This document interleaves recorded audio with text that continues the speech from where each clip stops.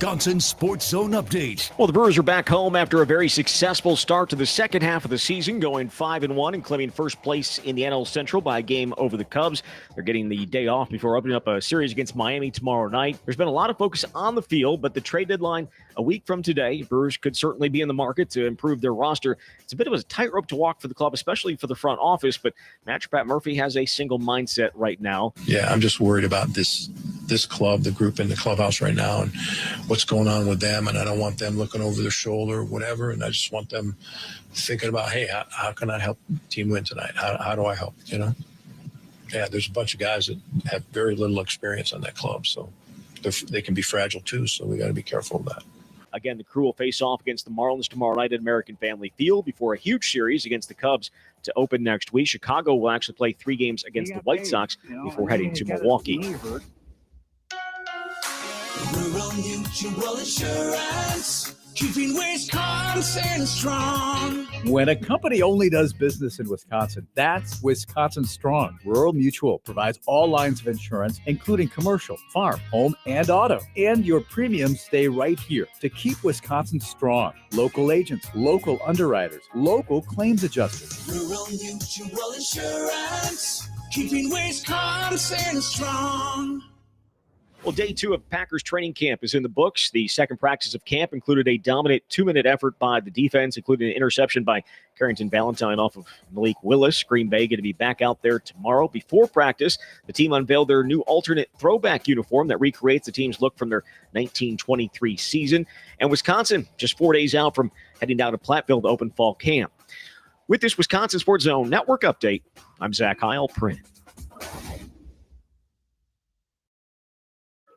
He got paid, and then he got his knee hurt, and that kind of wrecked his confidence, and it took him out of rhythm, and he wasn't the same for much of the season. But I think he knows that it's his time now too, and and he probably has to grow, because you see, he's just a gifted athlete and a cool dude and gets along with everybody, but he's got to be a bit of an ass at this point, Right. He needs to start holding guys accountable, himself as well. And, as hard as you see these guys work, you just always wonder, who's really doing it all. And, sometimes you hear about, players that have retired and say, yeah, I never looked at tape at night. Yeah. Well, but here's my best story in the last 24 hours. And that's Josh Jacobs, who you talked to one-on-one down in New Orleans. So he said, Bill, we're missing a number one receiver. And what he's also saying is, I need one more dog out there on my offense, right? So What did they do? They used their first round pick on that to go.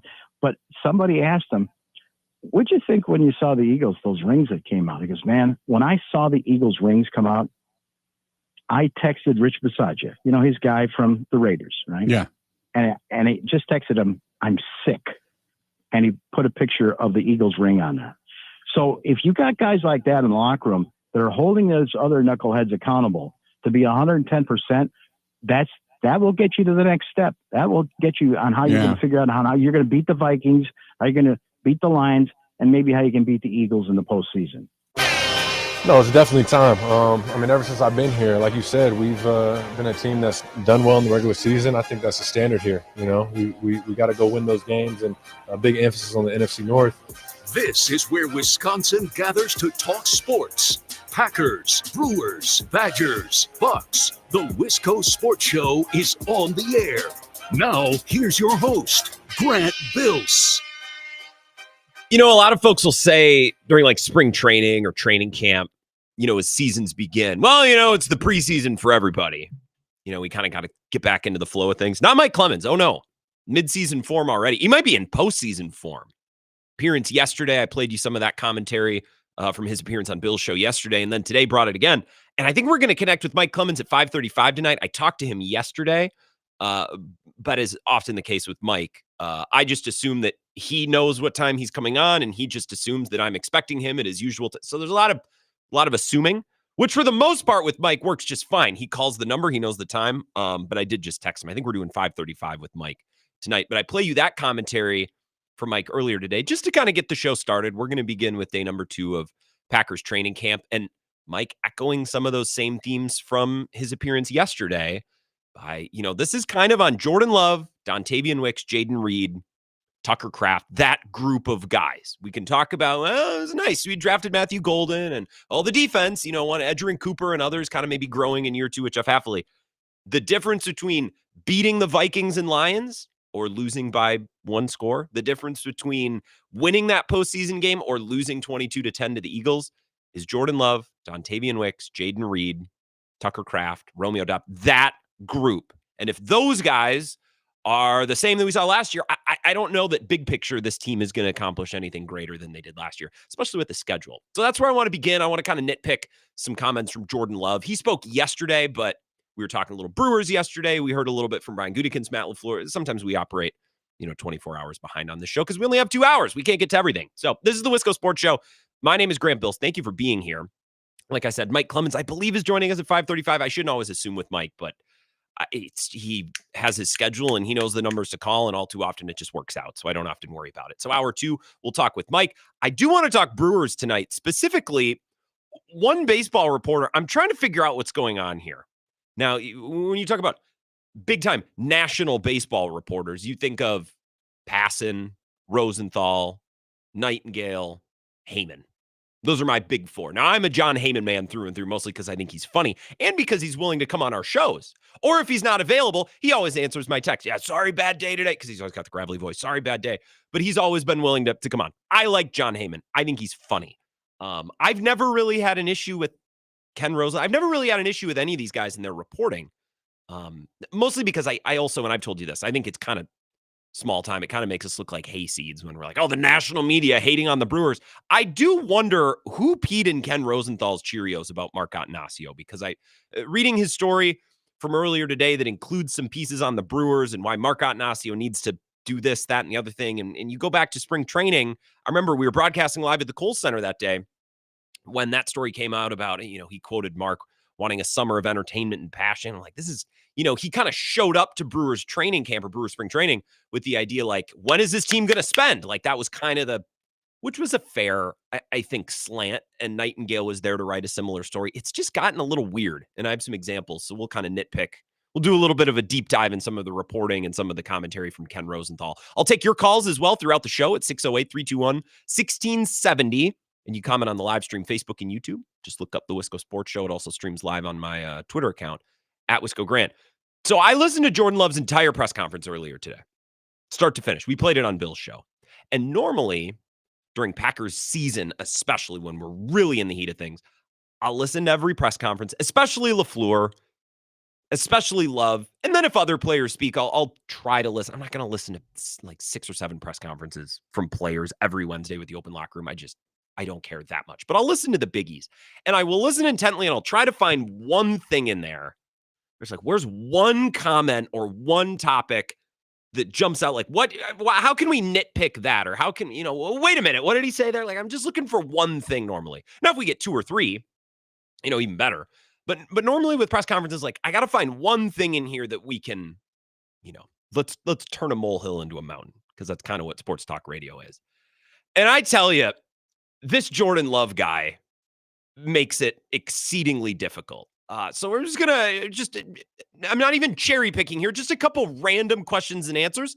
Mike sent me an email yesterday, 13 different sound bites of Jordan Love answering different questions. Let's play a couple of these. So Jordan Love's reaction to Zach Tom inking a new 4-year contract. Jordan Love's response to that. It's awesome. I'm very happy for him. I think he's very deserving of that. I think he's been a guy he's balled out since he's got here. Really came in, made a name for himself at that right tackle position. And like I said, just balled. So he's a guy that, he's very humble, keeps his head down, just comes in ready to work, always about the right stuff. So I think no one more deserving. So I'm happy for him. Okay. So kind of very political, but I mean, what's he going to say about Zach Tom? Well, I think he's actually overrated. Of course. Okay. So that's a little bit of a softball question, but nothing salacious there. Here's Jordan Love. Again, I'm just randomly picking from Mike's email here. Jordan Love, how hard is the grind of training camp these days? Here's his answer. Yeah, I think it's always easy. First couple of days of training camp, first week, everybody, like I said, we got that excitement. I think it's when the season gets to those longer days, a little bit harder, and get in the middle of that grind. And we've been doing it so much, so where you got to keep that focus, keep that same intensity as day one. It goes for everybody in the locker room. Guys that are, 2s, 3s on the depth chart that might not be getting the playing time they want.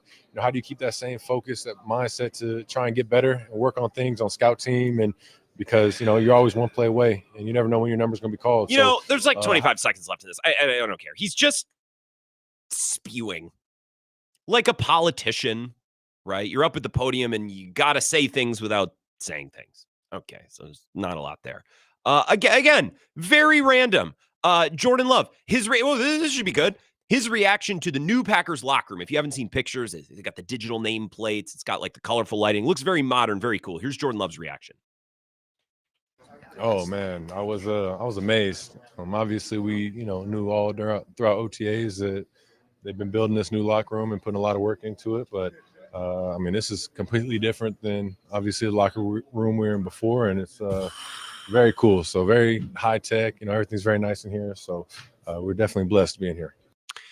So I'm looking for anything. Like just give me something to run with, something for me to. Like I always say, sports talk radio, you try to make mountains out of molehills. Just a little thing that happened during a game. We're going to blow that up. We're going to talk about it for an hour, right? Or one little throwaway comment from a player in a press conference. We're going to take that up. We're going to blow it up into a mountain. It's only a molehill, but it's sports talk radio. It's what you do. Jordan Love, this guy makes it so hard. And I'll tell you, Packers fans, it's great for football. I think of a rant that Nick Wright had.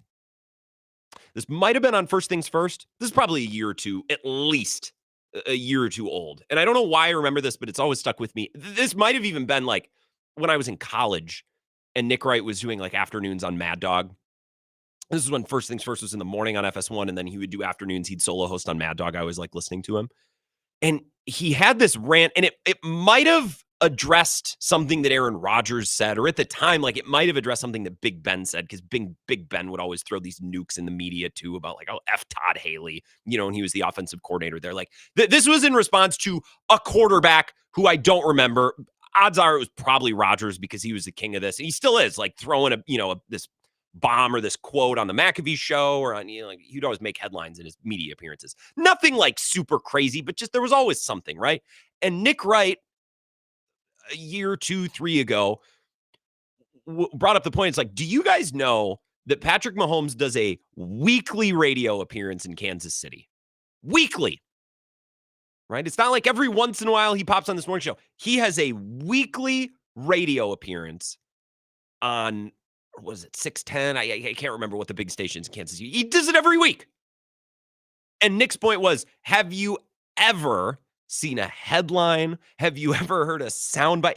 Has this ever reached national consciousness? Has it ever been trending on Twitter? Have you ever noticed anything coming from a Patrick Mahomes interview, which again, he does weekly, ripe with opportunity to talk about, well, this play call, I didn't really like that. Or, the offensive coordinator, the defensive coordinator, we maybe got to address that. Anything that would make a headline. Nothing, ever. And Nick's point was, you all don't even know that Patrick Mahomes does a radio interview. You'd never know because nothing ever comes from it. And this was probably, again, a reaction to something that Rodgers had said, or maybe Big Ben at the time. And his point was, this guy, Mahomes, who does nothing but win, has a routine appearance every week. You'd never hear a peep about it. And I suppose this is true of Brady, too, because Brady, I don't know if he did WEEI or whatever Boston station. Brady used to do a weekly thing, too. And you just never, to my recollection, although Brady played for a long time and probably did a lot of appearances, you just never really got headlines. And I was actually texting with our friend Peter Bukowski about this earlier, because I think Peter feels this too. It's like, man, I just listened to Jordan Love for 16 minutes and I can't recall, I can't remember, I can't react to a single thing that he said. I just listened to the whole thing with the intent, with the express written intent. I know that's not what the Major League Baseball thing is, but like I go into these press conferences with an ear leaned in, like, you say one thing, say one effing thing, give me a segment, give me a lead, just nothing. So I'm telling you, Packers fans, horrible for sports talk radio. But for winning football games, like, I think excellent. I think it's great. There's no noise. It's strictly, completely, and totally political, right? No headlines, no nothing. Now, that doesn't mean a hill of beans if he doesn't play a little bit better. I'm not saying that he was bad last year, but again, if he and those specific counterparts that Mike kind of mentioned yesterday, and I'm going to keep hitting because I completely and totally agree with Mike. Dobbs, Reed, Wicks, Kraft, throw that group in there too. Like, it's that group. And if they don't grow and perform better this year, then this team isn't dead on arrival. They have a deep enough roster. They have enough talent, and I think they're well coached, and they'll win games, but they're probably going to struggle in the division again, and they're probably going to come up short in the playoffs again. But, because Jordan Love spoke yesterday, I'm looking for a single thing in here. There's nothing, and that's good. That's good for the organization. That's good for the football team. Bad for sports talk radio. Here is Jordan Love. This is maybe one thing, although I think it's boring. Here he is talking about building chemistry with Josh Myers, right? Because Jordan Love had to build chemistry and get the reps and get the timing down with him. And Elton Jenkins isn't there. So, okay, well, in order to learn more about the Jordan Love, Elton Jenkins dynamic, let's ask about the Josh Myers dynamic. So here's a little bit of history on that front from Jordan Love, and maybe that can help us, better establish a framework for what we should or shouldn't expect from Love and Elton Jenkins when, so we're told, he gets this back injury worked out and he's back on the field. Not long at all. I think me and Josh got a lot of reps when he first got here, and then once he started taking over and getting that starting role, it was one of those things where even when A-Rod was here and he was injured during some times, I would get a lot of reps with Josh at practice. So, I think Josh was just had a real good feel for playing the position, how to snap the ball, and it just felt comfortable with him. So I don't think it was hard at all with Josh. It was one of those things that just flowed, but it's one of those things that every time it's somebody different, the ball just kind of comes back different ways, especially shotgun snaps. So it's one of those things that we practice it every day with the quarterback center exchange and getting snaps with a bunch of different guys, anybody that you might be in there with in practice, because practice they roll through and a lot of guys rotate in. So you just want to have a nice feel for what it feels like for different guys, make sure the consistency is there. So like I said, Josh was a pro. It was easy when he was in there. Even in describing something specific, like there's meat in that answer. I started to fall asleep in the middle of it. So in case you're driving home from work, I'll stop with the Jordan Love cuts because they kind of put me to sleep. When we come back, I want to talk a little bit more about the Packers' big picture. I want to recircle back to that Mike Clemens cut from yesterday just to hammer it home one last time. And then around 4:35, 4:40, I do want to talk Brewers, specifically Ken Rosenthal. This guy's got something up his butt. I don't know what it is, but we'll talk more Packers on the other side of this break, and I'll open up the phone lines to take your calls. Day 2 of Packers training camp in the books. We can talk about that and the Packers' big picture as we head into the 2025 season. 608-321-1670 to your calls next. This is the Wisco Sports Show with Grant Bills on the Wisconsin Sports Zone Radio Network.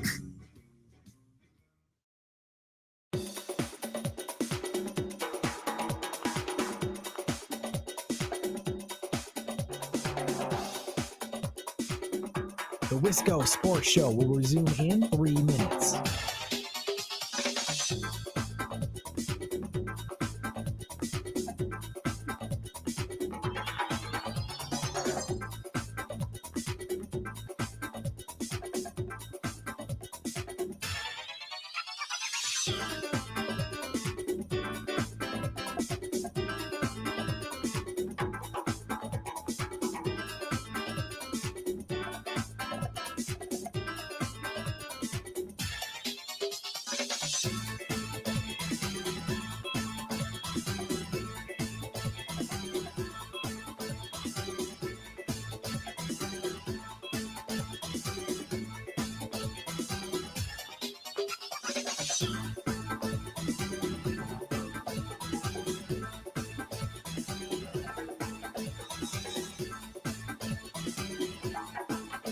The Wisco Sports Show will resume in 2 minutes.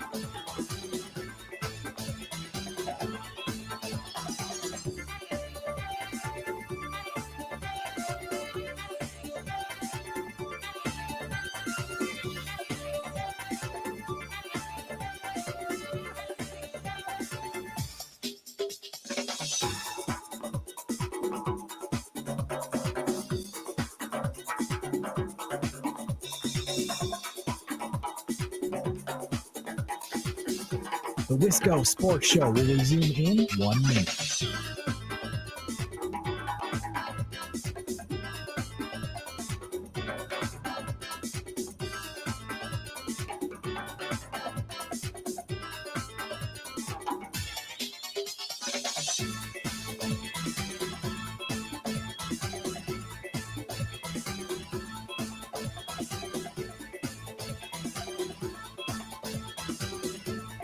The Wisco Sports Show will resume in 30 seconds.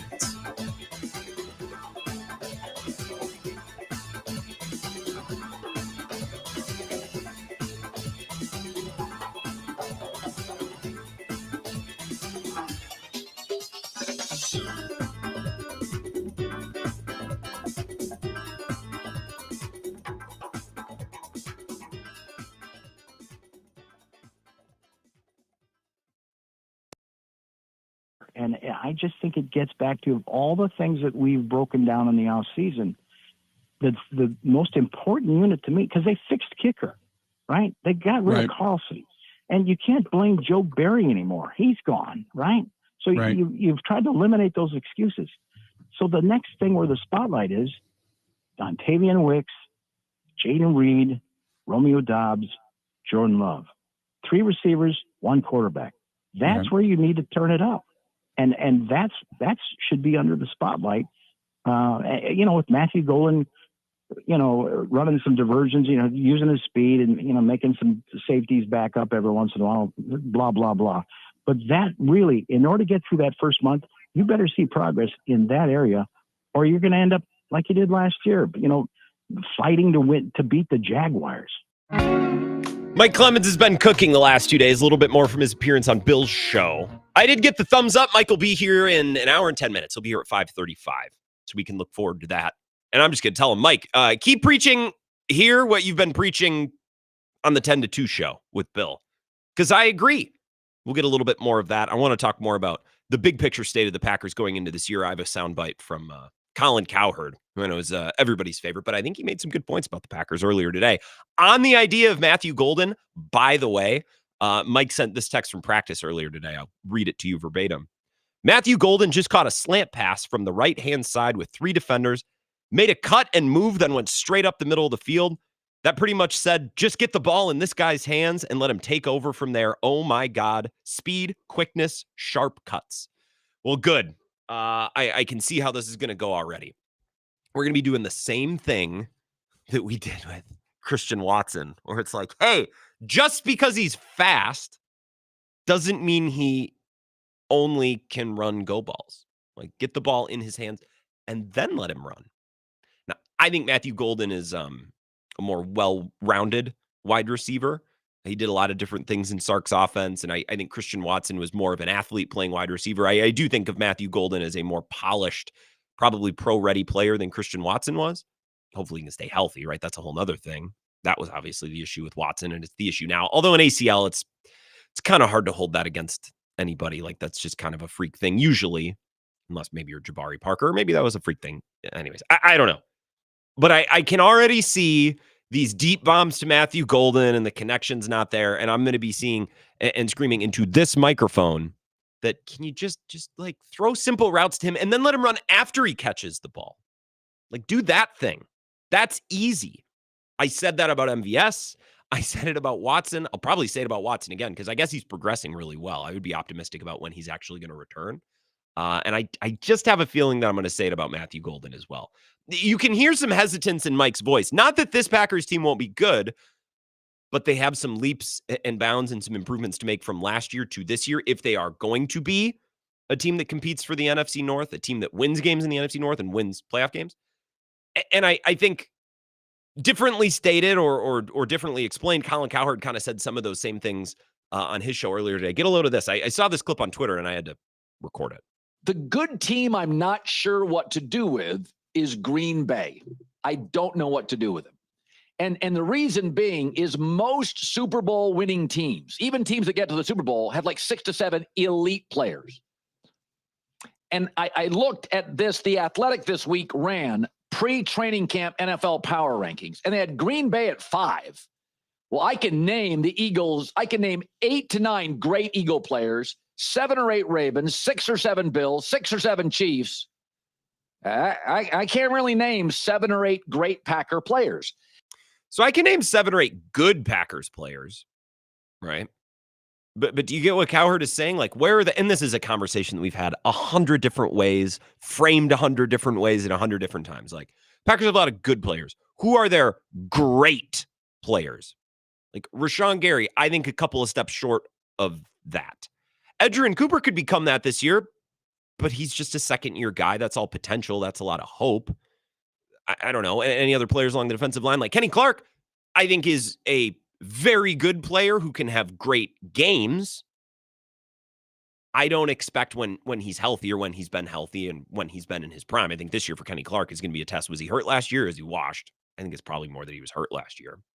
But even Kenny Clark, when he's played his best, he has a tendency to disappear for stretches. He'll have 2 or 3 or 4 great games and then 2 or 3 quiet ones. There's definitely it's like a wave with him. There's crests and then there's troughs. And that's kind of always been Kenny Clark's career. Now, he's not horrible in those troughs, but he's not the elite, unbelievable defensive line. He's not Jalen Carter or Chris Jones.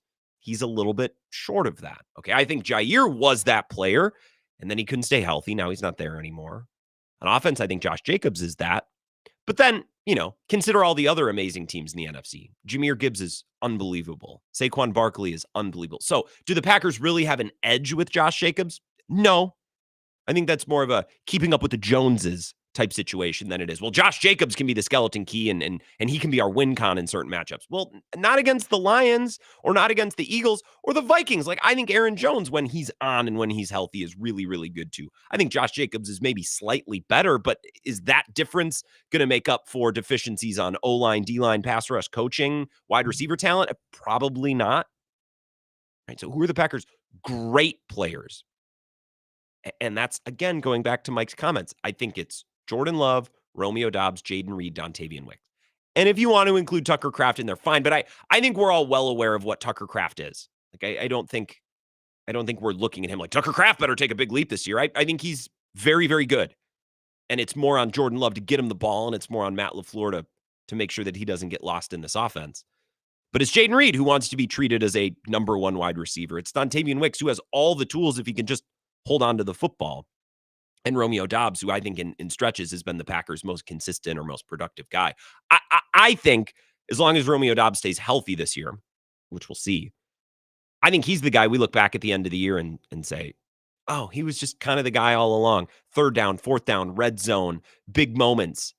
I don't know that he's going to catch a lot of 80-yard touchdowns, and I don't know that he's going to have a ton of crazy highlight plays. I think it's just going to be constant calories game over game.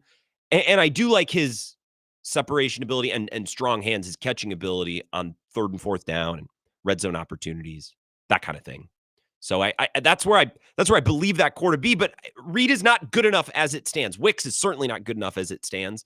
Doubs, even if he is, as productive and as solid as he's been and he's healthy, I still don't know that he's good enough because look at the weaponry you're going against in Minnesota or in Philly, right? You can't just say, well, the Packers, they got a lot of good players. Well, sure, I like this roster that they've built well enough, but compare this roster to the rosters of the other elite teams in the NFC, and there's not a lot of position groups. There's not a lot of players where you can say, well, the Packers have a market advantage here. They have a big advantage here. They're just kind of solid everywhere. And that's kind of what Cowherd was saying earlier. That's why I wanted to play that. And I looked at this. The Athletic this week ran pre-training camp NFL power rankings, and they had Green Bay at 5. Well, I can name the Eagles. I can name 8 to 9 great Eagle players, 7 or 8 Ravens, 6 or 7 Bills, 6 or 7 Chiefs. I can't really name 7 or 8 great Packer players. I don't know that I could name 6 or 7 great Chiefs. I can name Ravens, but again, I just have Ravens fatigue. Like, how many times do we need to see them lose in playoff games that they should win before we're, I know that's not what we're talking about. It's August or July 24th, but still, right? The Rams, I agree with. The Eagles, I agree with, although that's a little bit of an unfair comparison, at least right now. They just won the Super Bowl. Cruised, right? For the most part. They didn't play their best against the Packers. And then Matthew Stafford also, almost got him, honestly, the next week by himself. I think that if the weather's good in that game, Matt Stafford might actually do it. But then what they did to the Commanders and what they did to the Chiefs, it's pretty undeniable. So to take the Phillies as a measuring stick, or the Eagles as a measuring stick for any other team, it's like, well, of course the Eagles are going to be better. But just the Vikings and the Lions, for example, they have elite top-end star talent, whether it be edge rusher, pass rusher, defensive lineman, wide receiver. You say, well, the Packers have Josh Jacobs. Okay, well, those other teams have some stud running backs too. So I don't know that it's this massive, massive advantage that, it should be or it could be. The Packers more of they're keeping up with the Joneses, the Aaron Joneses. I think Jacobs is better than Aaron Jones, but just good play on words. Colin in Fall Creek says, going to camp tomorrow and attending my first shareholder meeting since being a shareholder. Colin, congratulations. Follow up with a description of your experience tomorrow. It'll probably be pretty boring, but it's more like you get to be there. You don't necessarily become a Packers owner for any perks or any. It's more just about being able to say, I am an owner, and throw that in the face of a fan of another team. And when they say, what does that even mean? Say, you wouldn't get it, dude. You wouldn't get it. It's just it's a $250 charge to just be an a-hole. And nobody can really shoot you down. And if they're, well, do you get dividends? Now you've won, right? You have rattled your opponent in this, mock conversation between different sports fandoms. Let's take a break. I want to talk a little Brewers when we come back. Ken Rosenthal is having a day at The Athletic, and I just want to pick through some of his reporting that I can't really wrap my mind around what's going on with some of the reporting around the Brewers. Jim Bowden has some interesting trade scenarios, but I'm like, I don't know that I buy any of that fully. Rosenthal has had more commentary on the Brewers, and it seems rather pointed, and I'm just wondering why. That's it. I would just like to know why. So we'll discuss that next. This is the Wisco Sports Show with Grant Bills on the Wisconsin Sports Zone Radio Network.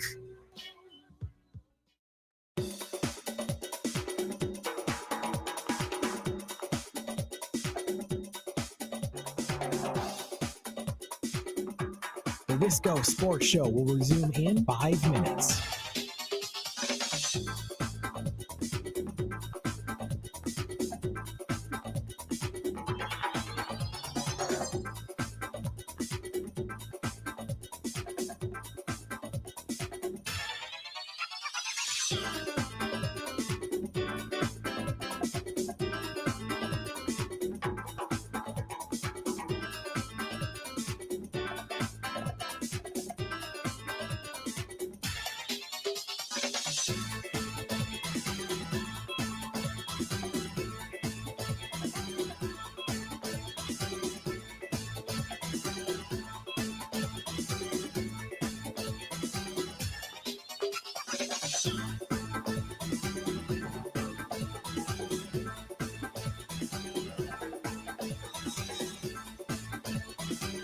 The Wisco Sports Show will resume in 4 minutes.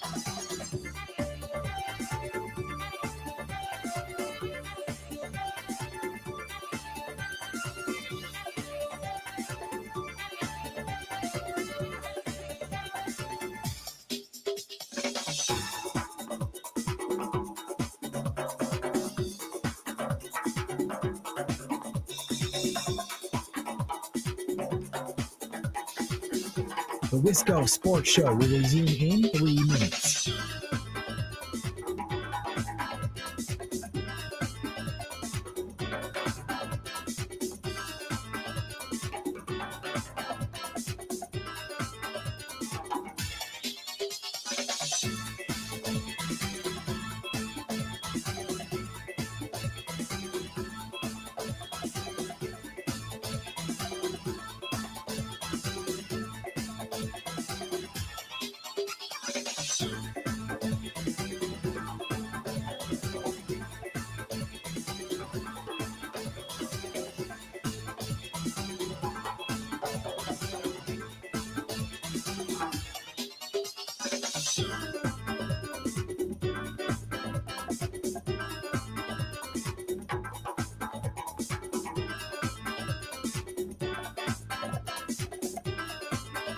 The Wisco Sports Show will resume in 2 minutes.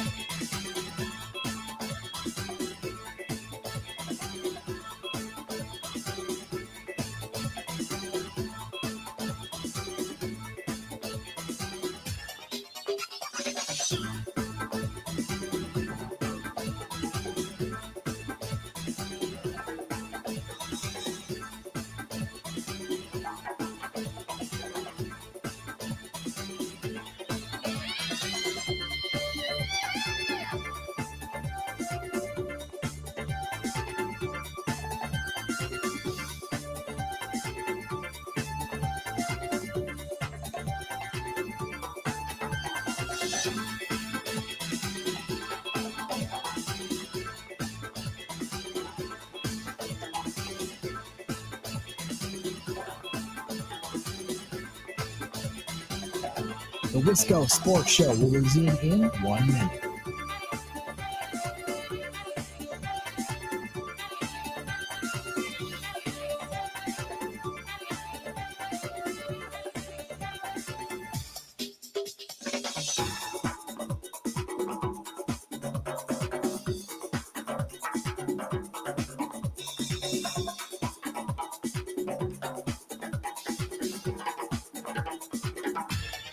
The Wisco Sports Show will resume in 30 seconds.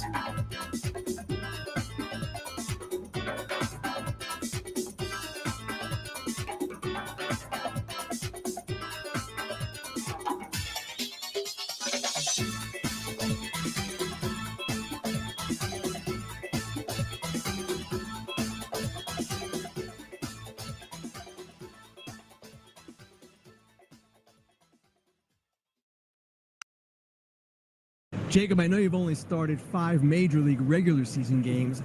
How did pitching in the All-Star game compare? Yeah, I mean, it was fun, and it's a little different than starting, but it was fun. You had a big smile on your face after the single by Aranda. What were you thinking?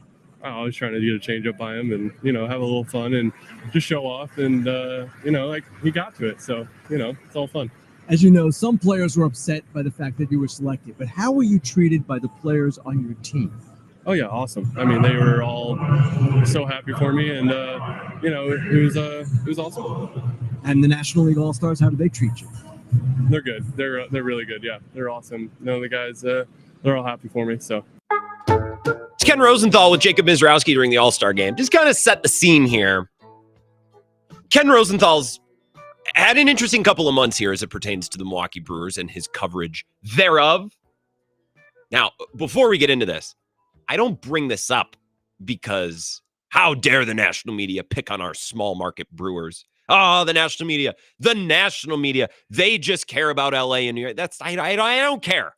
The reason I bring this up is I find it interesting and I find it entertaining, not because I believe the Brewers to be a victim in any sense. Mike Clemens, exactly 1 hour from now at 5:00, we can circle back to the Packers a bit, or we can continue to talk Brewers. You take your pick. Everything's on the table. 608-321-1670. Get back to your phone calls. So I think in order to set up what was written by Ken Rosenthal about the Brewers today, we need to go back to February. And I remember talking about this story. I was broadcasting live at the Kohl's Center, and I was all geeked up. It was Wisconsin, Illinois, and they were playing really well, and we were talking Badgers basketball. And I can't remember who, but someone texted in and was like, hey, did you see Mark's comments from earlier today? I'm like, no. And that was the day that Nightingale and Rosenthal, at least, I can't remember who else, but those were the two national people, had a media scrum in Arizona, I believe, with the Brewers owner, Mark Attanasio. And it seemed the slant of both reporters, which I think is a fair one, was the Brewers keep winning and they keep being really good. And the owner doesn't really want to go any further. He seems content with being good and coming up a couple of plays short in the playoffs, which I think is a fine slant, considering they lost Willie Adames, they traded Devin Williams, kind of a, okay, but what next type of story for the Brewers. And the headline was, the Brewers, led by owner Mark Attanasio, clamp down on spending and keep winning. But for how long? And this from February the 19th. Milwaukee Brewers owner keeps getting away with it. His front office is that shrewd, his managers that skilled, his players that devoted to succeeding as underdogs. Yet, as Attanasio continues to clamp down on spending, his team's margin for error keeps shrinking. And if this is the season his frugality finally cost the Brewers, he will deserve some, if not most, of the blame. Atanasio's approach is not unreasonable given his team's success. The Brewers' regular season record in his 20 seasons as owner is the 4th best in the National League. The team has reached the playoffs in 6 of the last 7 years, but since appearing in the 18 NLCS, the Brewers have been eliminated 5 times without advancing. Such disappointment seemingly should be the impetus for a stronger push. Yet, during an offseason in which the Brewers lost shortstop Willie Adames to free agency and traded 2-time NL reliever of the year Devin Williams, they spent the most they spent on a free agent was $1 million, which is Tyler Alexander, by the way. Remember that? 2 other free agents, lefty reliever Grant Wolfram and righty Elvin Rodriguez, signed for even less, and their deals are not fully guaranteed, right? So he writes, and this story is basically like, okay, if not now, then when? The team's obviously good. You have the right people positioned at GM and at player development, scouting, both at the minor and the major league level. You got the right manager. This is working. Why not invest just a little bit more money? Why not just lean in a little bit? Which is a reasonable enough story. I doubt that Mark appreciated it because the crux of that conversation and the crux of those interviews were mostly Bob Nightingale quoting him saying, well, what am I trying to do here? Win a World Series? Or do you want some entertaining baseball this summer? Which isn't what he was saying. That's how it was written. That's how it was perceived. Mark should have known better than that. That's on him. But I understand his frustration with the whole thing. Okay. So that was in February. Today, new headline at The Athletic, Rosenthal, a plea to the Brewers owner, a potential Dodgers trade chip, and more MLB notes. So this story isn't completely and totally about Mark A., but that's where it starts, and I'll read you a little bit from the beginning. I'm here to make a case for the Brewers to add Eugenio Suarez, or at the very least, bullpen help. But first, I'm going to tell on myself. Shortly after the start of spring training, I wrote the following. Brewers owner Mark A. keeps getting away with it. His front office that shrewd, his managers that skilled, his players that devoted to succeeding, yet continues to clamp down his spending right. He's quoting himself from the previous story. Somewhere, and this is months later now, Atanasio is cackling hysterically. His frugality clearly is not costing the Brewers, who own the best record in the majors. And any suggestion he should authorize a payroll increase at the trade deadline, he can rightly ask, why should I? The St. Louis Cardinals for much of the century were renowned for their devil magic. No one has coined a catchy phrase to describe Milwaukee's strange brew. But year after year, the Brewers rebound from any number of impediments, injuries, trades, free agent departures, losses of managers, coaches, and executives to produce contending teams. By the way, I would claim that David Stearns, he couldn't wait to get out of here. He flubbed the Hader trade so bad, he had to disappear for a year. He was on his, that wasn't a loss. In fact, you could maybe look at Matt Arnold's tenure so far and say, well, it's just as good, if not better. Fewer misses so far, at least.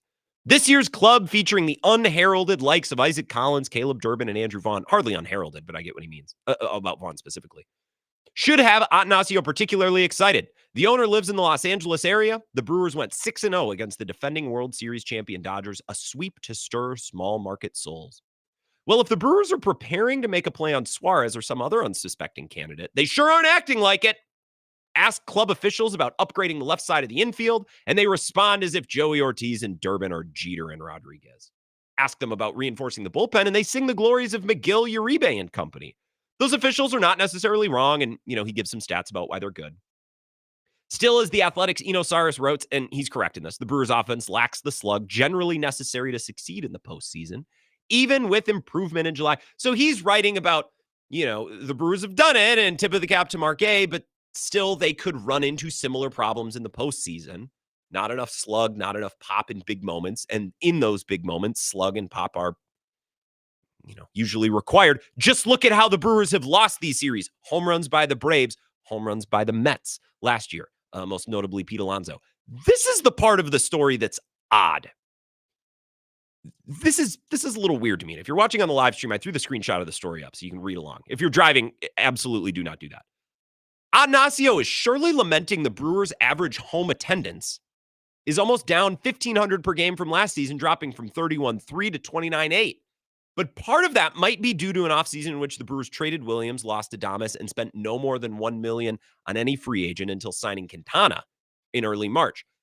Adding Suarez would electrify the fan base, amounting to a coup for a team that plays in the league's smallest television market.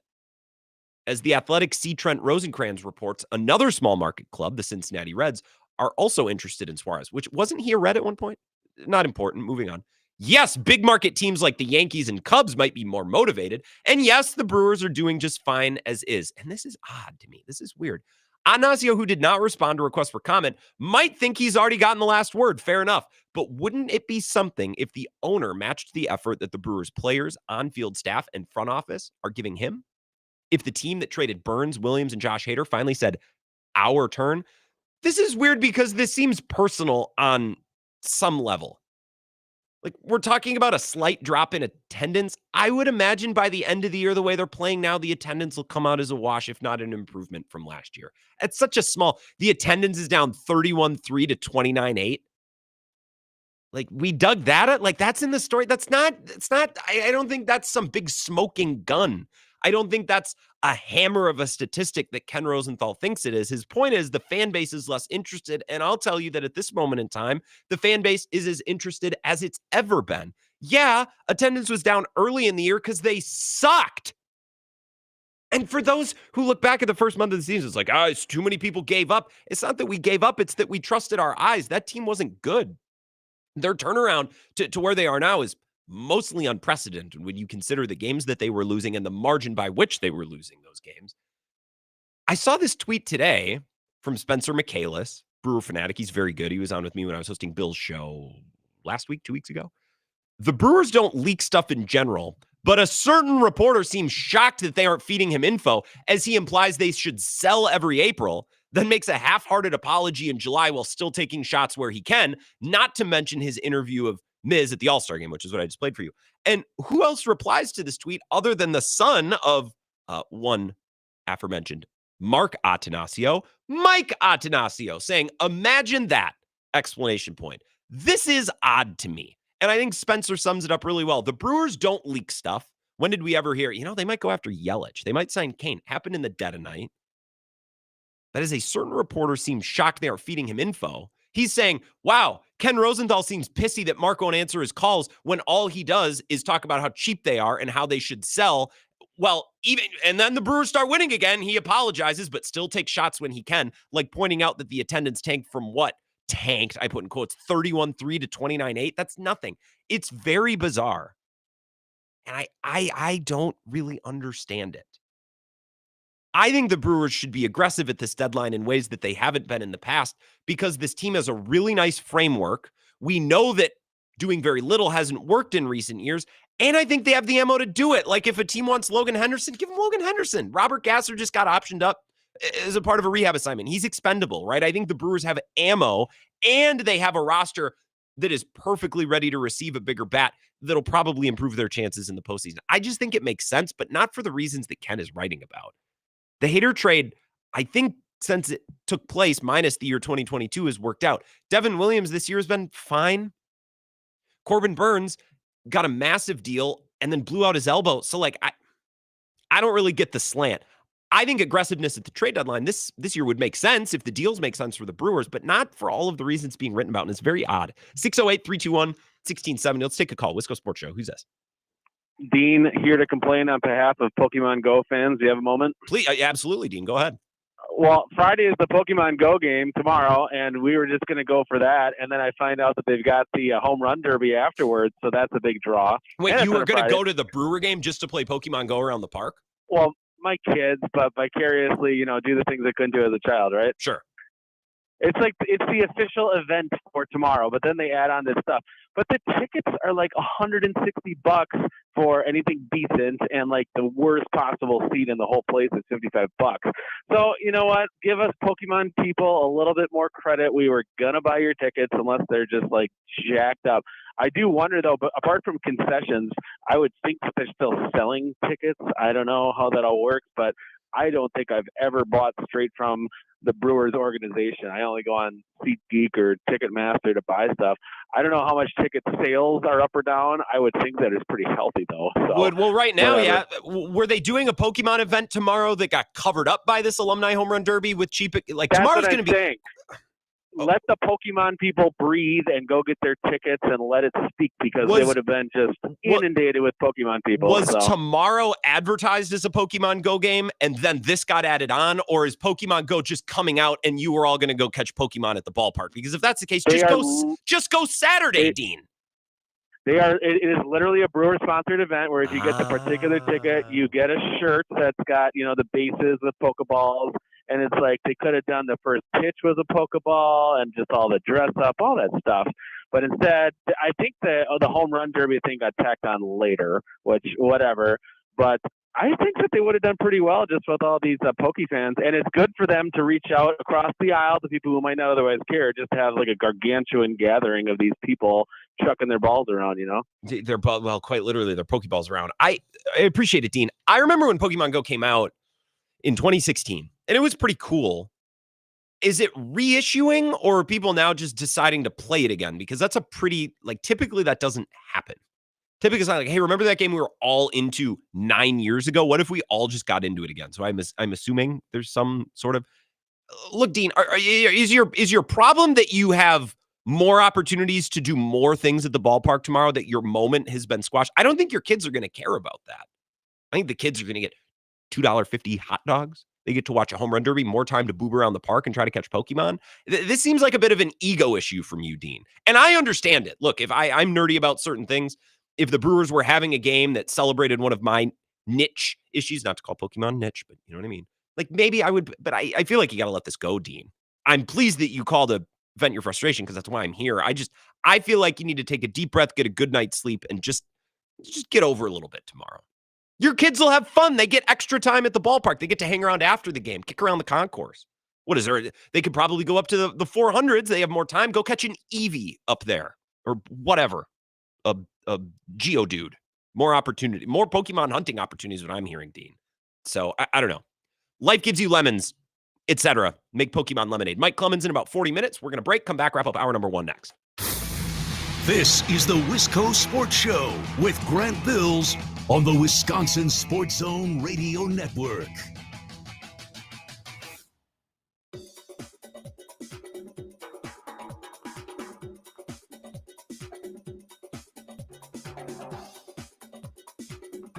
The Wisco Sports Show will resume in 3 minutes.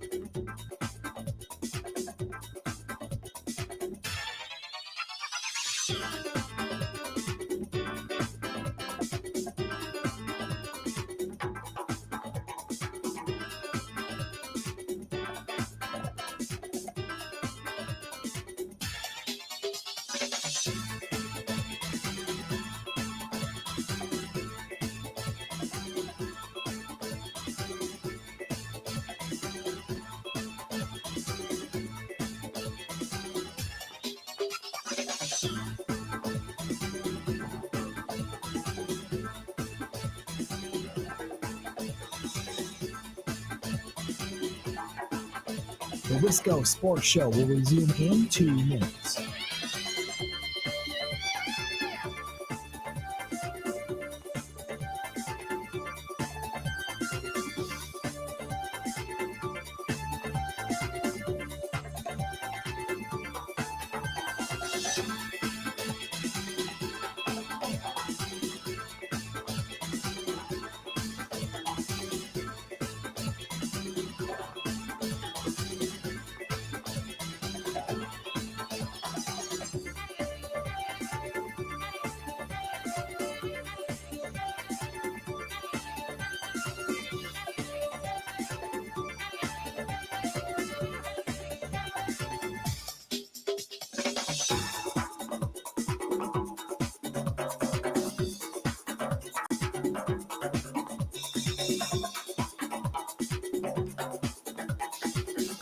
The Wisco Sports Show will resume in 1 minute.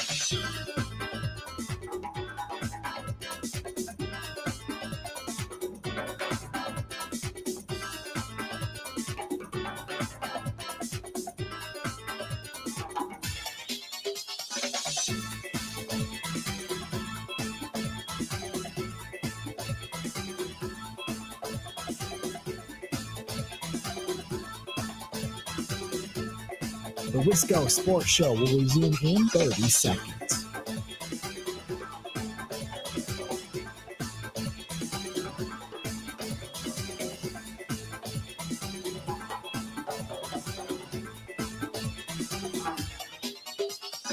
Sports.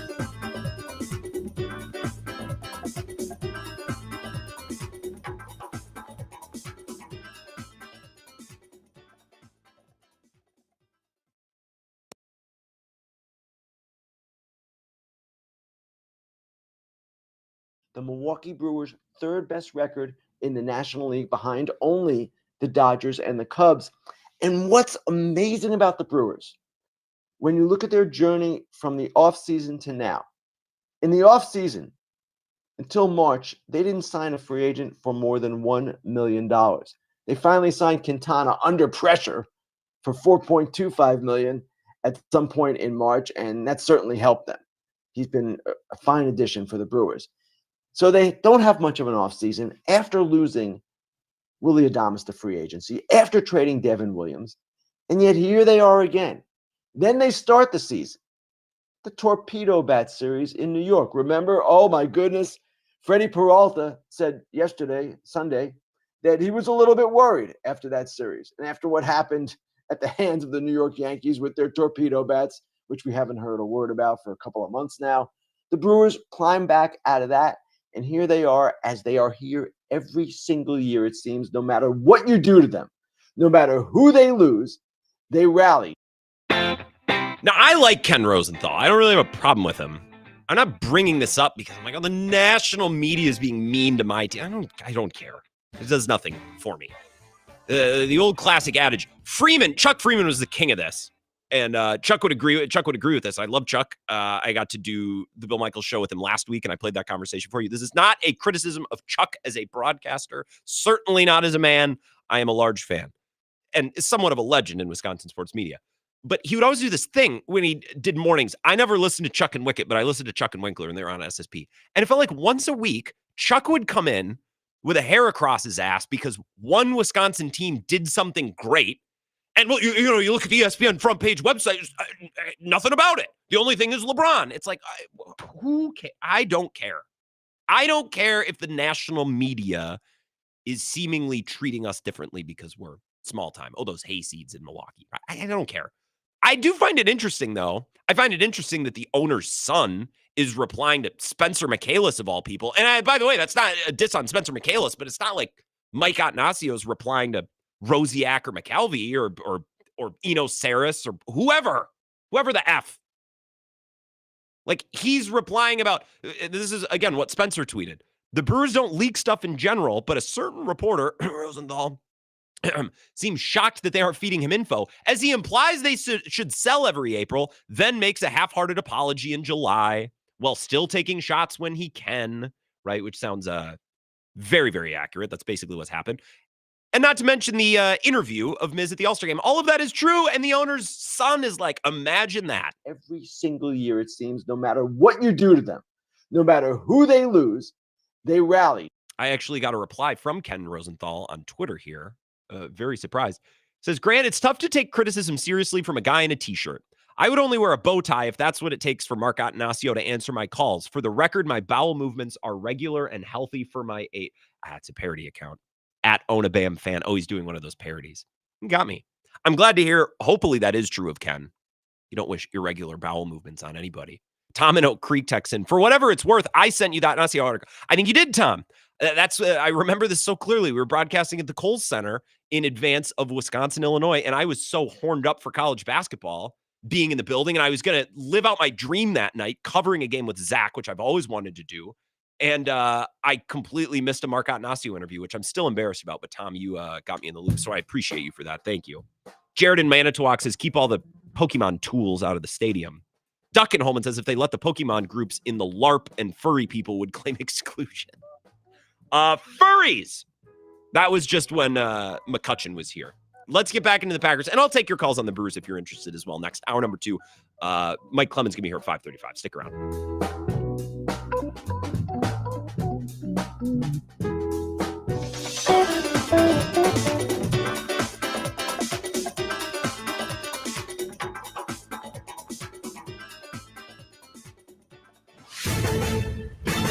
This is a Wisconsin Sports Zone update. Well, it's day 2 of Packers training camp. The players hit the field for the second time this summer earlier today. Among them was running back Josh Jacobs. He's entering his second season with the club after a really nice first campaign that saw him run for 1,329 yards and 15 touchdowns. He was almost immediately a leader inside the locker room as a go-to guy when trying to get the pulse of the team as they enter the 2025 season. We didn't like how we finished last year. The sense of urgency in this building, in this organization right now is very high. And, we all trying to hold each other to that standard of what we want to be and what we want to accomplish. And obviously, we went, one game in the North? So for us, man, that's our main focus right now, is trying to be better and improve. Meanwhile, linebacker Quay Walker took part on a walkthrough basis today after passing his physical yesterday. Also, the team released its new throwback uniform, and it's going to come from threads worn by the 1923 team. It includes a helmet made to look like an old leather helmet, blue jerseys, and brown pants. Green Bay going to be back on the field for practice number 3 tomorrow. Turning to Wisconsin, Big Ten Media Days is in the past for them. Now going to take part in local Media Day coming up on Monday in Madison, followed by the first practice on Tuesday down in Platteville.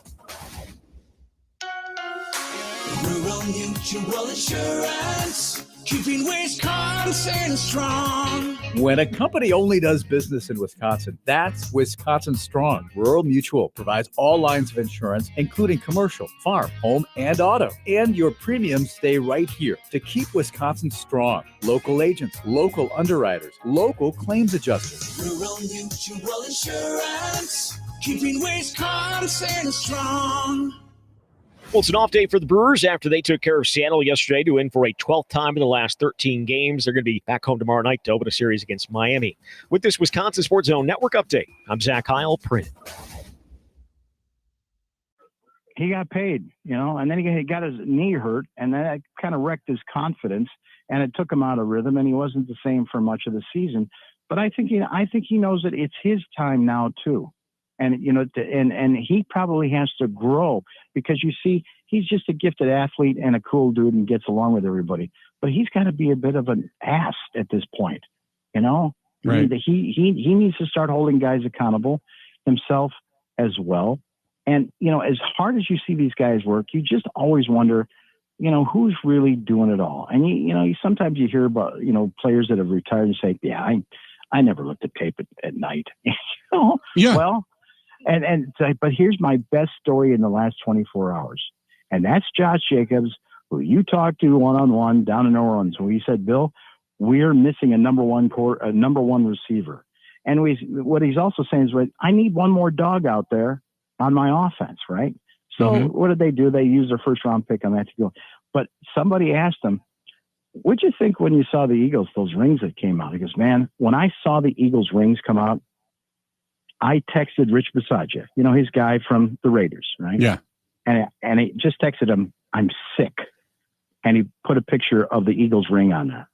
So if you got guys like that in the locker room that are holding those other knuckleheads accountable to be 110%, that will get you to the next step. That will get you on how you're going to figure out how you're going to beat the Vikings, how you're going to beat the Lions, and maybe how you can beat the Eagles in the postseason. No, it's definitely time. Ever since I've been here, like you said, we've been a team that's done well in the regular season. I think that's a standard here. We got to go win those games, and a big emphasis on the NFC North. This is where Wisconsin gathers to talk sports. Packers, Brewers, Badgers, Bucks. The Wisco Sports Show is on the air. Now, here's your host, Grant Bills. I just didn't know Dean was a Pokemon Go guy. Good for him. I'm happy for his kids, but I think Duck has a point. He texted in if they let Pokemon groups in, the LARP and furry people would claim exclusion. Well, are there that many furries? Like, maybe the Dock Hounds can have a furries night. Although I don't know if politically, careful. I don't know that furries in Lake Country or LARPers in Lake Country. I just don't know that that's a natural fit. I don't know. Maybe the Mallards? Maybe a little bit more politically aligned with those groups. I don't know. I don't understand Dean's slant. You're mad that on Pokemon Go night, there's also a home run derby with cheap drinks and autograph opportunities and more opportunity, Dean, to roam the stadium and catch a Bulbasaur. Although, don't they just let you start with a Bulbasaur? Isn't that how Pokemon works? I never had a Game Boy. But didn't you get to start with a Charmander, a Bulbasaur, or what's the other one? Squirtle, right? Fire, grass, and the other one, water, I think. Pokemon's cool. I'm not dumping on Pokemon. I just never had a Game Boy. So I read books and prayed. I prayed the rosary. You're welcome. I love the bumper stickers. Save the world, pray the rosary. The rosary people. I forgot to mention this. I almost asked a guy at church. I was home visiting my parents this last weekend. So I went to mass with them and my grandma on Sunday morning. And the guy all the way to the left of us in the pew, which is unpadded, by the way, because that's how churches are supposed to be. So watch it, Lutherans. The guy all the way down at the end of the pew had this green t-shirt, and on the front in yellow ink, I don't know, or print or whatever, it was a rosary that outlined the state of Wisconsin. And the cross of the rosary was in Green Bay. And the caption was, the wording was, pray like a champion today. God, I almost asked him for, it felt wrong. It felt wrong to walk up to a fellow parishioner and be like, hey man, can I take a picture of your shirt? And then he asks why. And then I have to tell him that it's because I want to tweet it. Do you know how embarrassing? Do you know how embarrassing it is to be with people in real life taking a picture of something and then they ask why you're taking a picture and you just have to say it's for Twitter? Like, do you feel like such a loser when you do that? Not when you tweet it, right? When you tweet it, it's like, oh, this is why I did this, is because anonymous people online are going to like it and I'll get dopamine from it. But in real life, taking a picture or asking to take a picture of, I didn't want the picture of his face. I probably would have said yes. I just would have felt like a loser. Anyway, pray like a champion today. It's been in my head all week. 608-321-1670 if you would like to join the show to talk either Packers or to talk Brewers. Rosenthal is really on a tear, and I'm enjoying it because I think it's good drama. It's good theatrics. Mike Clemens is going to join us at 5:35. I love this comment that he made, and you heard a little bit of that in the intro. Jordan Love, Dontavian Wicks, Jaden Reed, Romeo Dobbs. That's the group. Don't tell me about, well, we got to wait for Christian Watson to get healthy. No.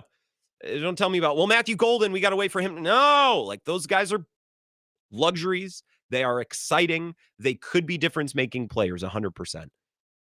But the main crux of it all is Love in year 3, Reed and Wicks in year 3, Dobbs in year 4. Can you guys take it up another level? Can you ratchet it up just a bit? And Jordan Love did talk about this today. I can play you the cut. This is one that I didn't play in the first hour of the show when we were listening to his press conference a little bit. Hold on. Just let me scroll back through 60 emails because that's how many I've gotten from Mike because he's just getting interviews with everyone, which I love. It just makes it. I just got another one. Packers Q&A with Javon Bullard. As I'm scrolling, I just get another notification. Cuts of Jordan Love. And my favorite one, I don't find any of them to be particularly entertaining because I don't think he's that entertaining at the podium or in his press conferences, which is good because I think that makes for better football. But he was asked about taking the next steps this year. How did they view the offseason program any differently? Let's start there. How are you attacking? Let's start with the offseason, this offseason differently than maybe the last couple. That's a good question. I don't think there's been. First of all, that's a good question. Is typically we have like, oh crap, how am I going to answer this? That's a good question. I don't think there's been much difference. I think OTAs, you're limited in what you can do. The drills we can do on the field, the type of team activities with no pads on, things like that. But it's always just that mindset to try and get better each day. Take it serious. I think we've done a great job of just having guys here during OTAs and guys not missing out on those days because I think every day is important. Every rep we get is important to keep building what we're building and especially for new guys that are just stepping in and learning the offense, learning the system. But, like I said, you're so limited in the offseason. But I just think, like we said, keep preaching the message. The leaders, I think, are continuing to do a great job of just pushing guys, keep driving these messages home of, why we're coming up short, the things we got to keep working on, the consistency, and just having that mindset that we got to get better each day. So it's a mindset. It's an aggressiveness thing, and Mike has hinted at that as well. I want to get to your phone calls, but here's a question about the season. What is it going to take this year to get back to a Super Bowl, to go to the next level relative to the last two? When they've had nice regular seasons, and then they've, in year one, they had that nice playoff win against the Cowboys. They came up short against the Niners and then the Eagles last season. No, it's definitely time. Ever since I've been here, like you said, we've been a team that's done well in the regular season. I think that's the standard here. We got to go win those games, and a big emphasis on the NFC North. And we've done a great job of that in the past. I think obviously last year was our worst year at that in the NFC North. So it starts there. It starts with going out there, winning those games against the NFC North teams. But I think, obviously building upon that, once you get to that postseason, that's the games that matter. So for us to take that next step, it's all about the work we're putting in every day. But I think just consistency. We've had a lot of games where we've had some high moments, we've had some low moments. So just trying to be as smooth as possible, as consistent as possible, and keep building, as the season goes on, and be at our best when that postseason rolls around, and obviously try and be the healthiest team as possible. But there's a lot of things. I think it starts with just taking it one day at a time. When the regular season gets here, taking it 1 week at a time. But obviously starting in the NFC North, handling the division. And once playoff games get here, putting everything into it, having that focus that, when these games get here, there's no second chances, there's no do-overs. Every play that we haven't hit on in those playoff games before, we got to make those teams pay and be able to capitalize. So I think it just starts with that consistency. But we're definitely primed to take that next step. That's the focus and the goal that we talk about every day. Most of that is political filibustering gobbledygook, but in there it's like the focus, the drive, and I've heard Mike talk about that. That goes back to what LaFleur said at the end of last year, where it's like we need to be a more vocal leader, right? Those types of things, the Monday through Friday of it all. I'm picking up traces of that in that answer, but it's a lot of, political filibuster speak to press conference speak, which is good. 608-321-1670, Wisco Sports Show. Who's this? Hey, it's Darnell. Hey, Darnell. I noticed you're talking there a little bit about your rosary and going to mass with the mom and the dad, and I just had to throw something in there real quick. First off, shout out Martin Luther. We don't have to pray to any beads, which is kind of dope. So that's Continue. Go ahead. No. I'm not going to silence anyone's transmission. Anyways, so I've been reading a little bit in the good book. I'm into 1 Samuel. If you're following along here. Okay. And I'm in right now the story about King Saul and how he gets abandoned by God. Are you familiar? King Saul and how he's abandoned by God. Sure. Continue. Yes. So it's the first king of Israel, right? He got anointed by Samuel, so that's why he's in that book. Uh-huh. And then he goes against God's wishes, and then God literally just says, no, I'm not with you anymore. I'm against you. I'm going to go anoint someone else to be king. And I feel like that is kind of how Brewers fans have been with Joey Ortiz this year. Okay. Like last year he was king. He was like, rookie of the year candidate. He should have been an all-star. And then, Brewers fandom as God was just kind of like, you know what? Screw you. We don't want you anymore. We're not going to be supporting you. We're going to go find insert player that can hit home runs here, right? Sure. Just some parallels. Well, the good book, that's the whole point of the thing, Darnell, is for real life parallels. This is a very specific story. I don't know. I do feel like our opinion of Joey Ortiz kind of waxes and wanes by the day, but that's also kind of how baseball works. True. If his defense can persevere through it all, I can stop up. But also, like, Ortiz has looked like a better hitter than Yelich since the second half of the season has begun. Like, I don't know. Like, the problem is we've been looking at upgrades for shortstop and third base all season long, and I still think they could stand to benefit from upgrades at either spot. But now we're like, well, actually, those guys have been okay. They've been pretty good. So now I don't know what we're going to do now. When it comes down to it, you're really just looking for more pop in the lineup, right? That's the wherever you can get it. Yes. And if that ends up being, someone that ideally plays every day, right? Like if you're giving up prospects, you're not looking for someone to platoon at third base or take stuff away from Bryce Terang, or you know what I mean. Well, do anything like that. Maybe Bryce Terang is the new King Saul. Like maybe Bryce Terang is the new King Saul, because I've kind of found myself getting pissy at him the last couple games. But I know he had some RBIs in that blowout yesterday. But why does he always wait until the end? They're always garbage time home runs, and typically they're garbage time when they're winning. So it's the antithesis of Justin Smoke, who only hit solo shots when they were down by 5 runs. I don't know. Again, the defense. Yes. Would that make Eugenio Suarez King David then? Maybe. I suppose. Like, is he the one that God has shined his bright eye on? Maybe Murphy in this is King Solomon, and that we're gonna have to split the baby between Caleb Durbin and Eugenio Suarez. Maybe that's the best political parallel or biblical parallel. I'm going to get to that in probably a couple weeks here. You're making your way through. I won't spoil. Sorry to spoil, man. Sorry to spoil, dude. When you get to the New Testament, you're not going to believe what this Jesus guy does. It's like a Shutter Island levels of plot twist towards the end of that. So I won't spoil, but just strap in. Actually, I'm already going to know what happens to this Jesus guy because it's all prophesied in the Old Testament. I suppose it's foretold. God damn it. Okay, can leave. Thank you, Darnell. That's enough of that. I do appreciate it. I don't know what we're going to do with Durbin. It's clear, and I brought this up yesterday, the Brewers view him as a part-time player, righty-lefty.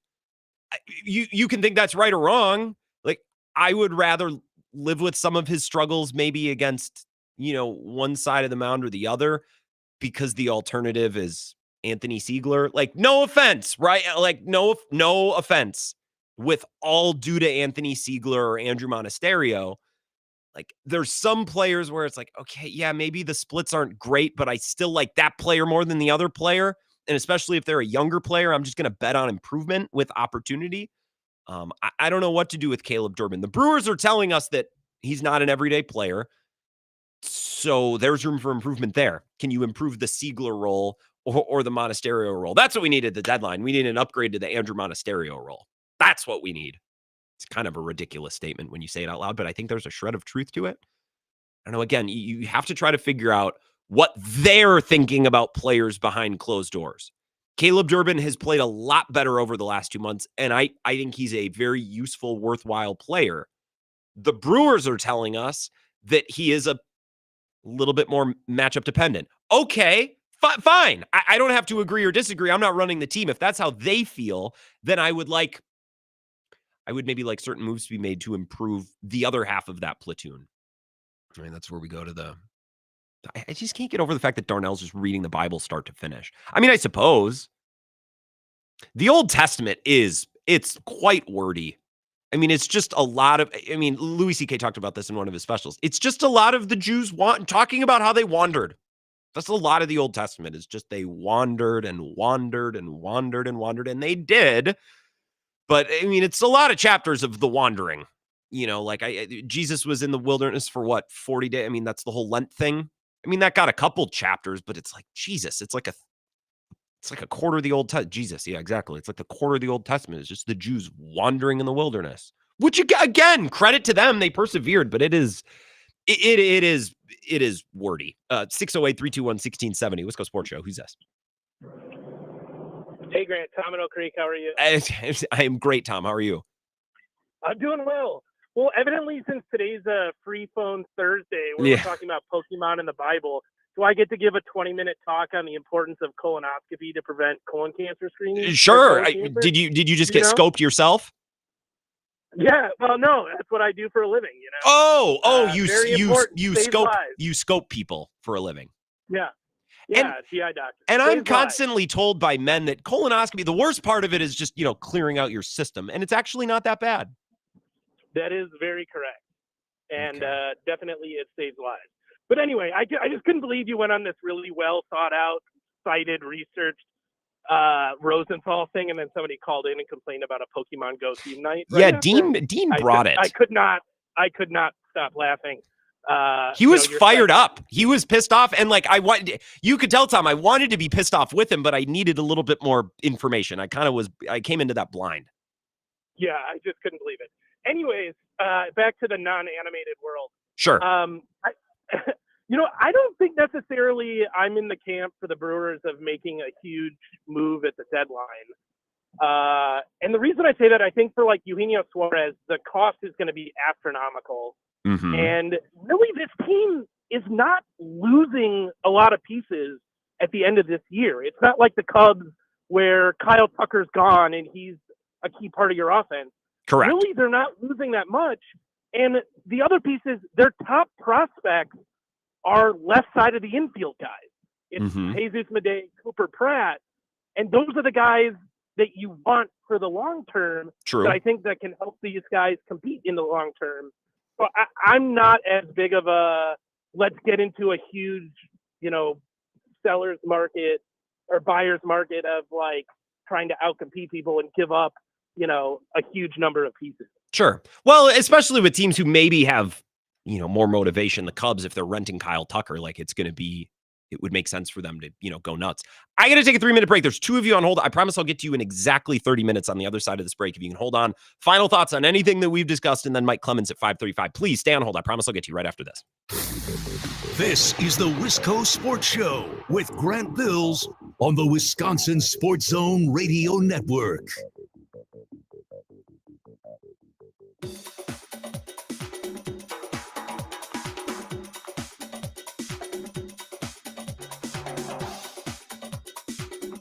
The Wisco Sports Show will resume in 3 minutes.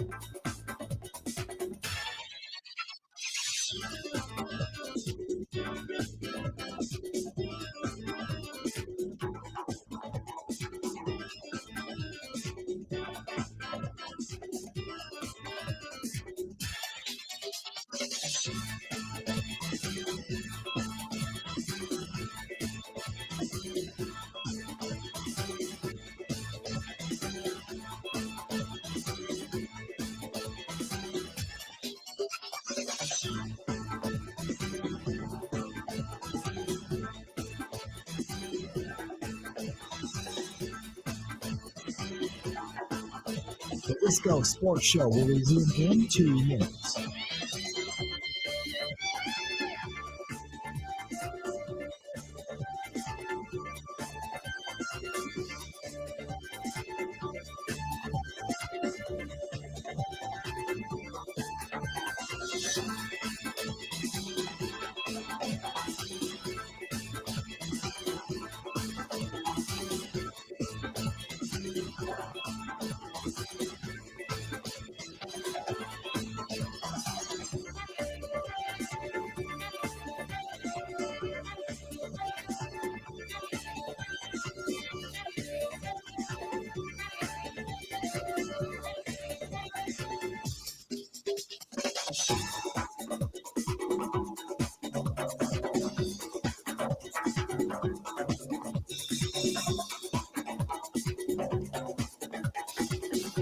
The Wisco Sports Show will resume in 1 minute.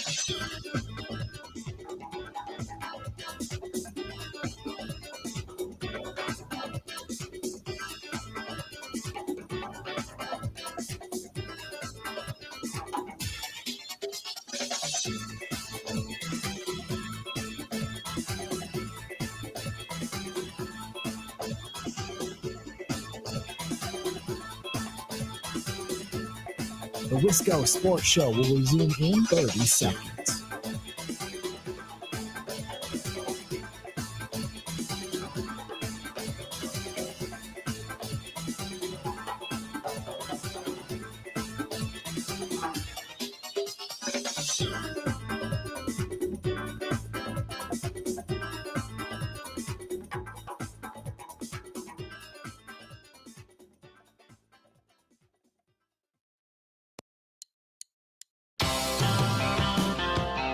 Wisco Sports Show, Mike Clemens in 10 or 12 minutes here. Going to get the latest from Green Bay. We got loaded phone lines, though, and anytime they all light up at once, I get a little concerned, I'll be honest, but see what this is all about. We've been mixing in both Packers and Brewers talk. 608-321-1670. Wisco Sports Show. Who's that?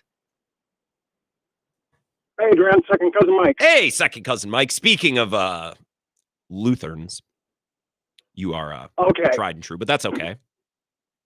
Okay, so your conversation with Darnell, you're talking about the Bible. Correct. He brought it up, actually. I had to follow, but he brought it up. Yes. What were you going to say? You better hope your grandma wasn't listening. Why is that? Well, you're talking about the Bible and you dropped it. God damn it. Did I? Did I? No, I think I said Jesus. Did I say GD? Yeah. No, I was gonna bring that up then too. No, when you're talking to Darnell, you dropped the goddamn it, and then when you were going over it, then you dropped to Jesus too. It was not a Jesus in vain. It was a Jesus of celebration. Put it that way. I mean, Darnell's pulling out the book of Samuel, and I mean, it's a good book, but it's not one that I'm sorry, I don't know it front to back. I was caught a little flat-footed there. And he burned you when he said, I already know what's going to happen because it's all prophesied in the Old Testament. Yeah, I suppose he's made it through that part of the Old Testament. I'm sorry, Mike, I got to run just because we got a couple people to get through because I'm like, if I said the GD word, I apologize. I don't remember that. Hopefully I didn't say it. I think a guest, by the way, said the F word with Bill today. And like, was anyone listening to Bill earlier today? I wasn't going to bring it up during the show because if that happens, you just move on. But we had Chris Titone on, who's in he's a bunch of Adam Sandler movies, but he's in Happy Gilmore. He's promoting it. And Bill's like, hey, thanks for coming on. Happy to have you. And I think the guy said, effing great to be here. And I'm like, does he know? I'm still not convinced. I got to go back and listen to it. It's the 4th hour of the podcast. But I'm like, does he know that we're on live? You know what? Just keep going. 608-321-1670. Wisco Sports Show. Who's this? Hey, damn Hollywood there. Hey, Grant, Tony from Texas. I've had a busy day. I had an open audition for the hit TV show Landman, who I know you're a fan of. I've never seen it, but I really like Billy Bob Thornton. I feel like I'd like it. I'm just a couple dollars short of that streaming service at this moment in time. I mean, oh, man. Well, I can throw you a few bones if you need it. If I make the show out, you got to get it. So it's either going to be guy by the pool, football coach, or lawyer. Are you lying to me, or did you actually do this? I am not full of it. I almost swore right now because I was offended. I haven't been on a TV show since the late 90s drama Dawson's Creek when I was on season 2, playing a high school kid walking the halls as a 22-year-old. Just an extra. Just an extra walking the halls with, Katie Holmes and Michelle Williams and that crew. Well, what you got to do is you got to find a way to get one line, because then I think you get benefits. It's like part-time, full-time. You get certain benefits. I don't know if you're in the guild or whatever it is. You got to find a way to get a line in, Tony. I'm just trying to charm these people, but we'll see what happens.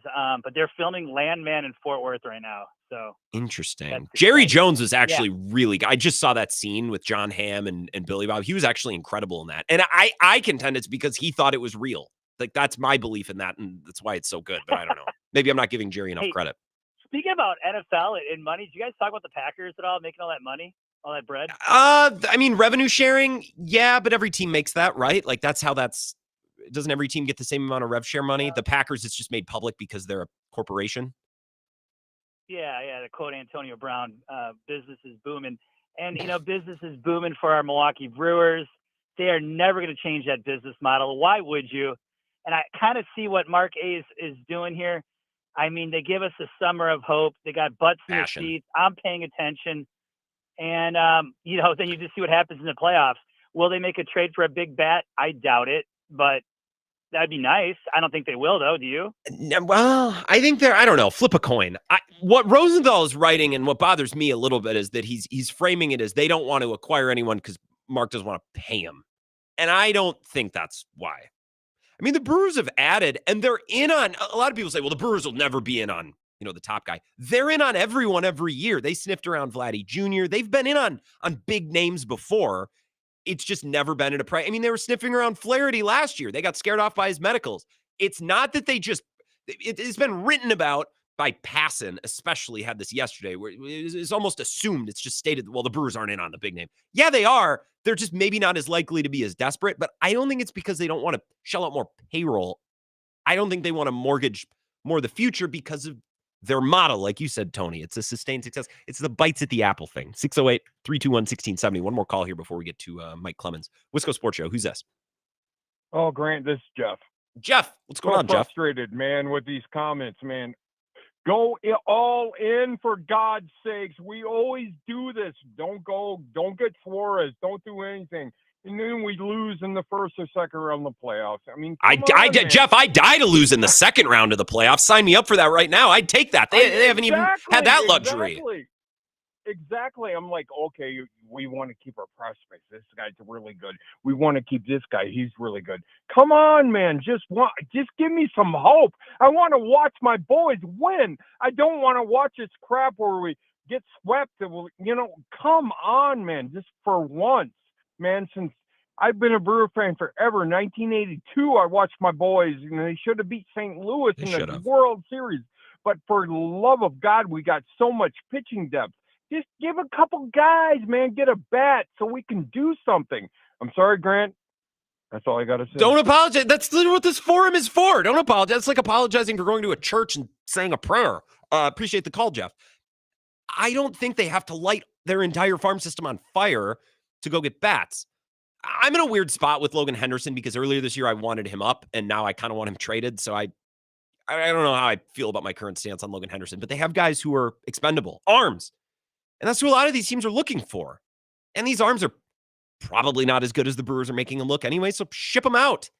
I mean, gee, if the Cubs and the Brewers weren't in the dead heat for a division, I mean, I'd be calling the Cubs and be like, hey, Chad Patrick, give us some prospects for Chad Patrick. Chad Patrick walks into Wrigley tomorrow as like their third best starter. Like that. And if Matt Boyd gets hurt, like, oh God, the Cubs are in the tank. Sorry, gosh. We'll take a break here. We're going to come back with Mike Clemens, who will join us live. He's been up in Green Bay, thanks to the Bay Motel, where he resides this time of year, South Military Avenue, less than a mile from the stadium. He is going to give us his observations and his takeaways from day 1 of training camp yesterday, day 2 today, 2 open locker rooms and availability with Goody, 2 pressers with LaFleur. He's going to be up to his gills in comments and things that he wants to share, and I'm just excited to sit back and take it all in. Mike Clemens is going to join us next. This is the Wisco Sports Show with Grant Bills on the Wisconsin Sports Zone Radio Network.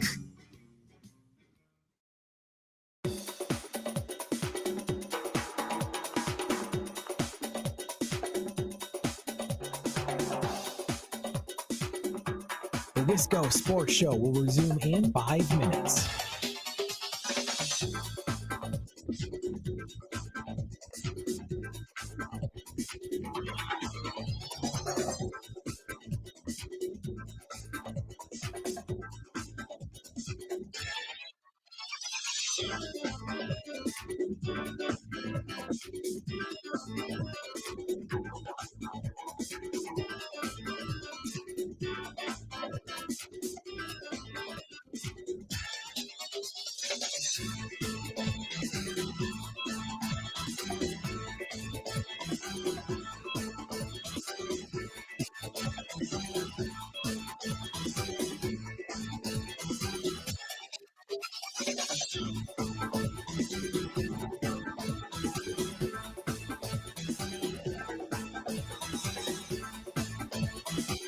The Wisco Sports Show will resume in 4 minutes.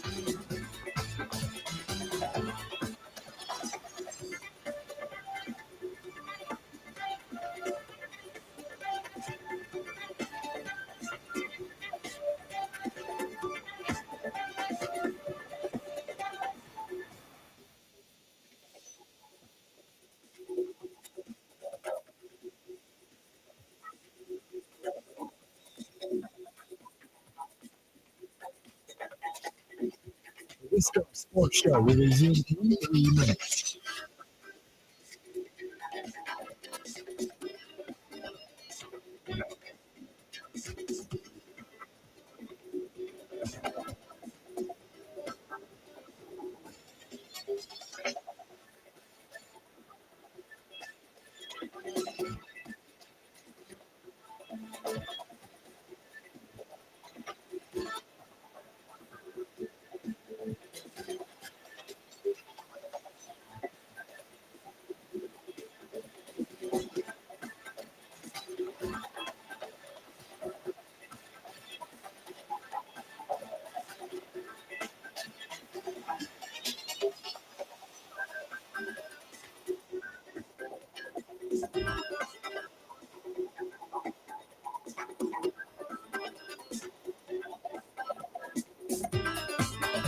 The Wisco Sports Show will resume in 2 minutes.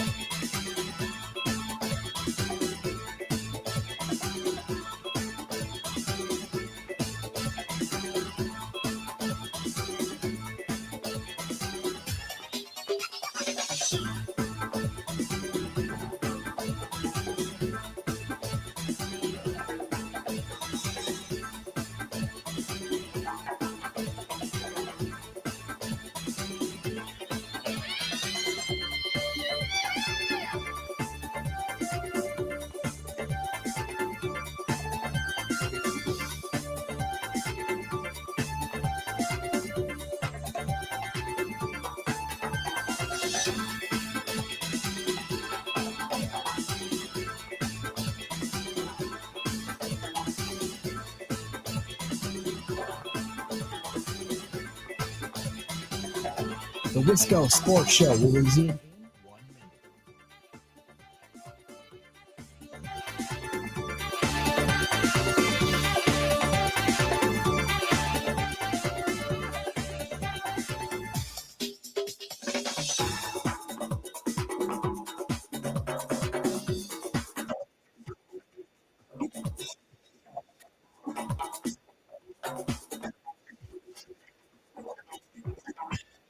The Wisco Sports Show will resume in 30 seconds.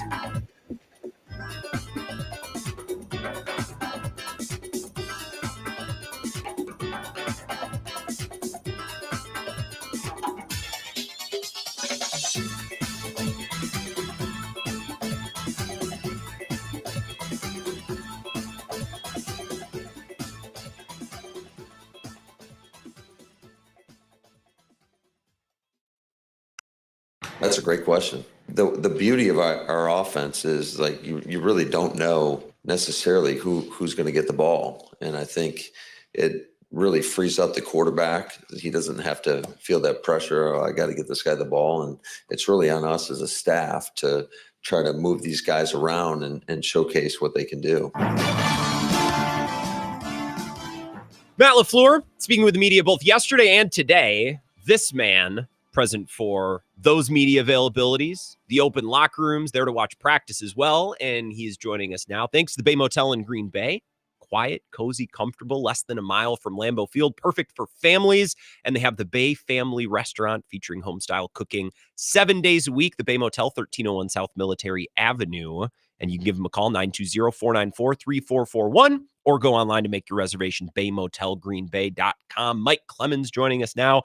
Mike, my friend, I got to tell you, we have not spoken on this show yet, but you've been on Bill's show twice, so I get just to kick back and listen. And you are already in mid-season form. I know it's only training camp, but you have been in mid-season form. I've enjoyed your analysis very much so these last 2 days. Well, I appreciate it. And also, the relationship is built with the Packers off the field, too. And so, I just credit Matt and Goody.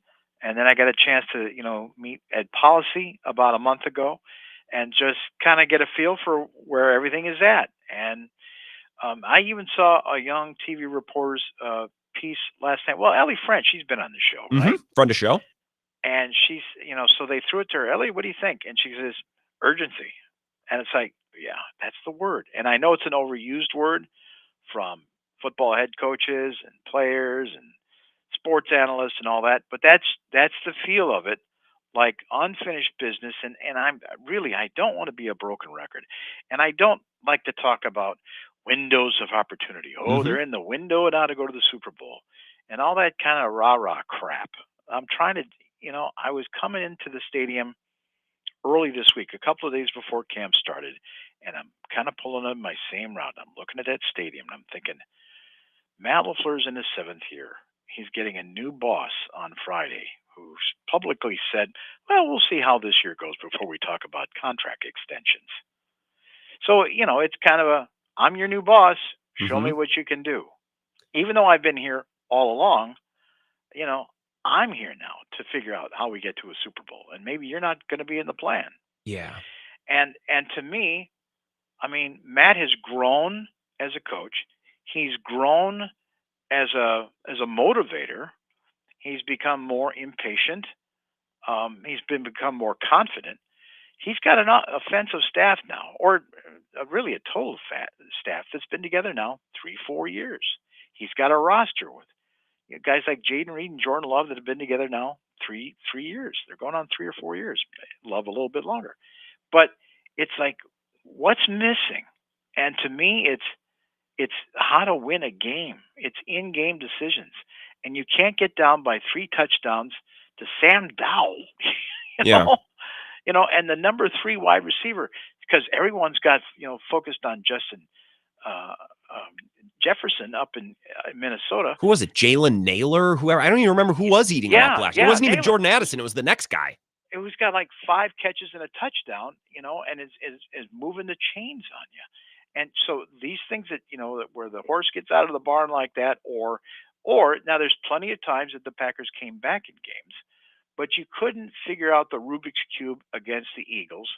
They were more physical than you, and that ends up being the story over and over again with these Packer teams for whatever reason. Either the 49ers are beating you on your own field and getting more physical, or the Eagles, who beat up you and then went and beat up the Chiefs. They're just a more physical team.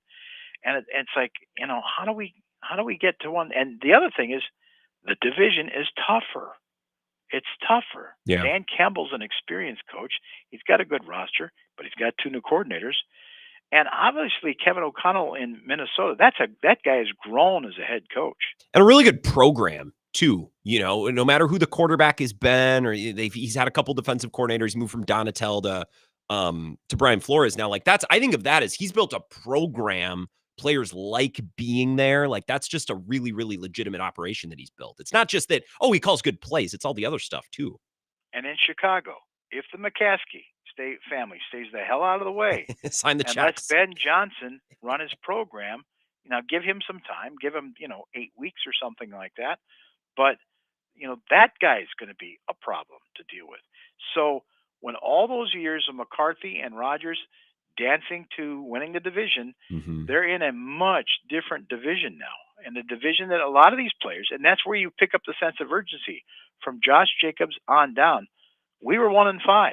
Yeah. We were 1-5 in our division. Yeah, sure, we made the playoffs, but we need to fix that. Can you go back to Matt LaFleur? You mentioned urgency, and you said something to this effect on Bill's show, I think on yesterday when you joined. There's this perception of Matt LaFleur that he's kind of a shrinking violet and he's not the macho man or the leader, let's say Dan Campbell is. And I don't think, Mike, you were saying that Matt LaFleur is Dan Campbell and then some. I think the point you were making yesterday, and I'd like you to reiterate for my audience, is he has grown vocally. He's become a little bit more of a red ass, and he's not necessarily the awkward, quiet, shrinking violet of a coach that a lot of Packers fans seem to perceive him as. No, he comes into this area smart, innovative, been around the league, but kept his cool, kept his temper, let these players play. I think he's gone out of his way to pull these guys in to buy in, to play for him, but he's impatient now, and it's there, and he won't tolerate it. And I've been in practices where he's calling guys out inside the Hudson Center, and maybe there's 15 of us there in the media, and it's not a shooting period. There's these things like this, and he pulled me aside coming out of a game last year, and we walked for about 15 minutes, and he just, it's a side, he's opened up, and it's not like he's trying to save his job or anything like that. It's just, this is the guy that you see behind the doors, and this is the guy who's trying to drive it. And that's when I asked him yesterday. I asked him this in the press conference. I said, what's left? And he says, I'm thinking about this every day. And I'm not just thinking about what do we got to do better in games to, decipher what a defense is doing or opportunities that we could have with our offense. I'm thinking about the training room. How can we get better there? I'm thinking about the supply guys. How can they do their job better? Besides, what can the players do on the field better? But this is what we do year round. All departments, how do we get better? But at the end of the day, okay, that's great that you're focusing on those operations and things, and you just spent $21 million on a fancy new locker room. But it gets down to in-game. It gets down to the stuff that Brady and Belichick did in the week of preparation and game planning, and then the adjustments that Brady and those guys made to win year after year.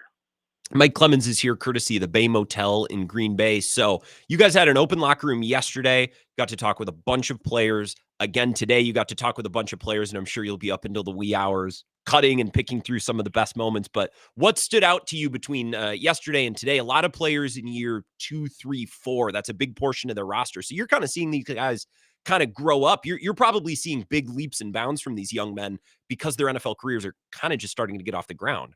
Let me do it chronologically from maybe the top 3 things I saw from today's session and leading out of yesterday's. Okay. And that is number 1, Elton Jenkins on the ground with a therapist working on some sort of a sore back thing. Okay. And then someone leaning over to me, do you really think he's got a bad back in him? I'm like, this 300-pound man's right. He's 10 feet away from you. Yeah. You think this is all an act? Like, come on, stop reading the internet, man. It's right in front of you. This guy's been here 7 years. You know who he is. And I think some of those questions were because we didn't really know how it was going to go, but then Goody very strongly saying it's a back. He will return when he's healthy. And then to see him rehabbing, I think those concerns were valid a couple days ago, but maybe now we've seen them cleared up. If they say it's a back, it's a back. This isn't the Cowboys, man. I'm just, please go with it. Just go with it. Number 2, Sean Ryan is lining up with the first team at center. Like, okay with it. And then you talk to Sean like I did yesterday. I haven't played much center. I mean, even though these guys always take snaps so that they can play all 5 positions, blah, blah, blah, blah, he does not have that much experience at playing center. So they've got him first team because you know what? That's the way that we can get Jordan Morgan on the field and play right guard. Sure. Oh, okay. And we just signed the right tackle. That tackle, Zach Tom, he's staying at tackle now. For that paycheck, he's a tackle. And Rasheed Walker, he's the most underpaid left tackle in the NFL right now. Mm-hmm. So anyway, that's what's going on with the line. And I also saw Sean Ryan just get ripped apart by Kenny Clark today in helmets and shorts, no pads. But that didn't look good. That didn't look good at all. Then the next thing is number 22, your Matthew Golden, lines up wide right, makes a little slant. Jordan hits him about 7 yards downfield, and with the ball in his hands and 3 defenders, a corner, a nickel, and a safety in his area, he makes one little juke, and he's gone up the middle. And I went to Evan Williams after practice today, the great kid, had a great rookie season. He's back a second year. And I said, what do you think about that number 22, Matthew Golden? Just explosiveness, first and foremost. He's a guy that you go one-on-one, you give him, any one-on-one opportunity. He's a guy that is going to often get open. I mean, you saw that today. He's not only getting open, getting the ball, but, making a man miss after post-catch. And, it's a pretty, unique trait for a lot of guys in this league. And obviously it's the first couple of days, so we'll see how he can, consistently go. But I mean, it's great to see, honestly, like as much as you hate to see it during practice, to know that you have a guy like that can, bring a level of explosiveness to the offense, make any play a big play. It's exciting, man. It gives our defense, something to fight for, something to give our, fight to give the ball back to our offense. And so, he's proven why he was picked where he was, and I think he'll continue to. Well, I just thought, as a rookie, all Jordan has to do is get the ball in his hands, let him take care of it after that, right? Yeah, absolutely. And, you pair that with Jordan, a guy that can, stretch the ball downfield, and, hopefully we get Christian back, somebody that can stretch the field even more.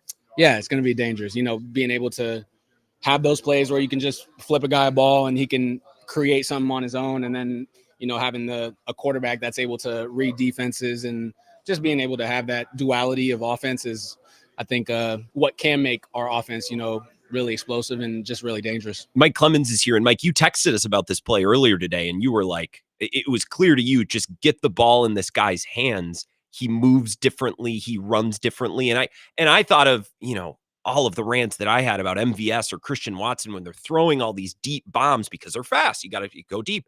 It's like, no, get him the ball and then let him run.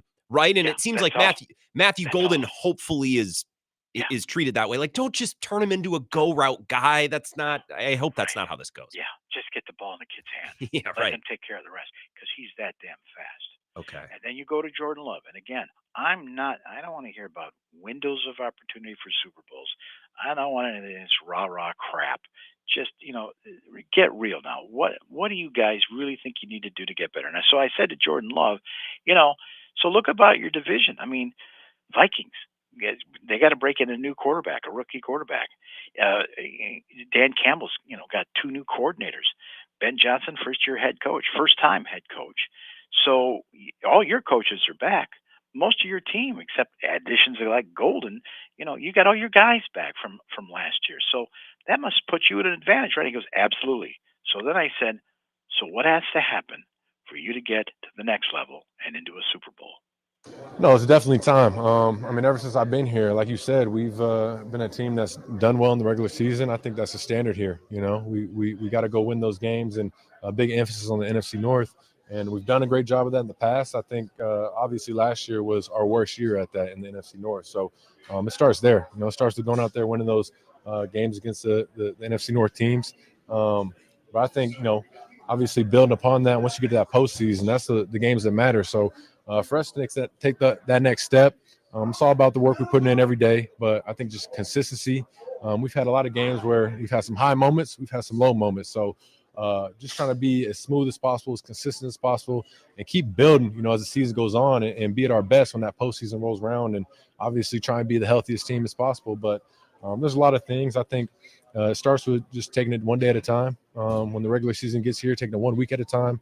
But obviously starting in the NFC North, handling the division. Once playoff games get here, putting everything into it, having that focus that, when these games get here, there's no second chances, there's no do-overs.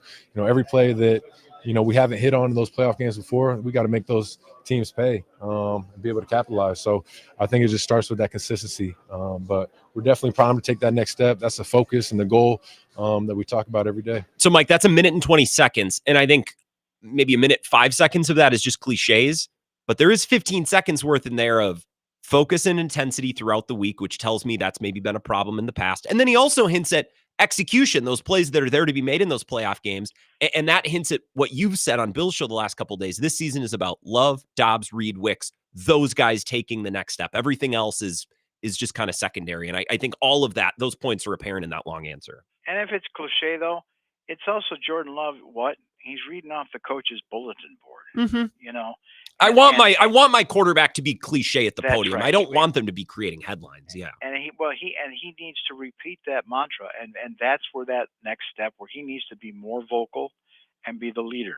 And then in terms of the true leader of this organization, between Xavier McKinney, who very nicely came up to me and gave me a fist bump, and Josh Jacobs, who's spot on Bill's show for New Orleans to say, we need a true number 1 receiver. It's true. No one's talking about your receivers across the league. Nobody. They're not afraid. They're not afraid. But Josh Jacobs told this story yesterday where he said, did you see the Eagles' new ring, the Super Bowl ring? He said, I saw a picture of the Eagles ring. I texted Rich Bisaccia, my old coach from the Raiders, now our special teams coach, our assistant head coach, and I just texted him, I'm sick. Yeah. It made him sick to see that ring. That's the kind of stuff where you need to, that's where you make your point. Like, dude, I better hear that you spent 2-3 hours at home last night working on tape. Mm-hmm. I like that. The Monday through Friday, practicing as seriously as you play, all those kinds of things. And it might just be Jordan Love and some of the other older players, like getting on the younger guys' case. We might need a little bit more of that. Matt LaFleur had a plea for that kind of at the end of last year. Mike, I got to go. We'll talk more. I mean, we're just getting started, but thank you for joining me tonight. This is the best time of year. Thank you. Thank you, Grant. Appreciate it. Of course, Mike Clemens, appreciate you. The Bay Motel in Green Bay, quiet, cozy, comfortable, less than a mile from Lambeau Field, baymotelgreenbay.com. Make any reservations you might need for this season, so you're not driving home in the middle of the night on a Sunday night, and now you got to get up for work. No one wants to do that. We'll take our final break. We'll come back, wrap up the Wisco Sports Show next. This is the Wisco Sports Show with Grant Bills on the Wisconsin Sports Zone Radio Network.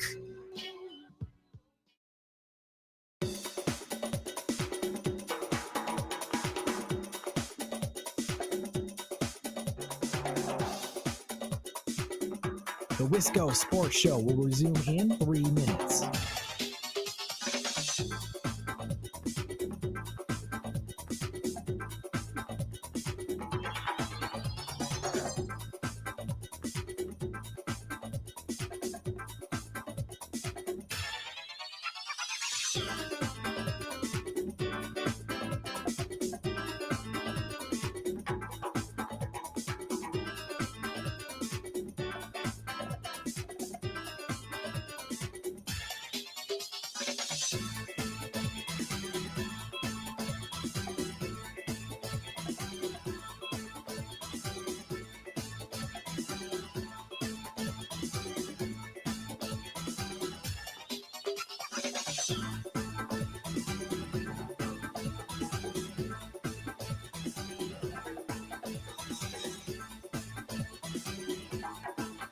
The Wisco Sports Show will resume in 2 minutes.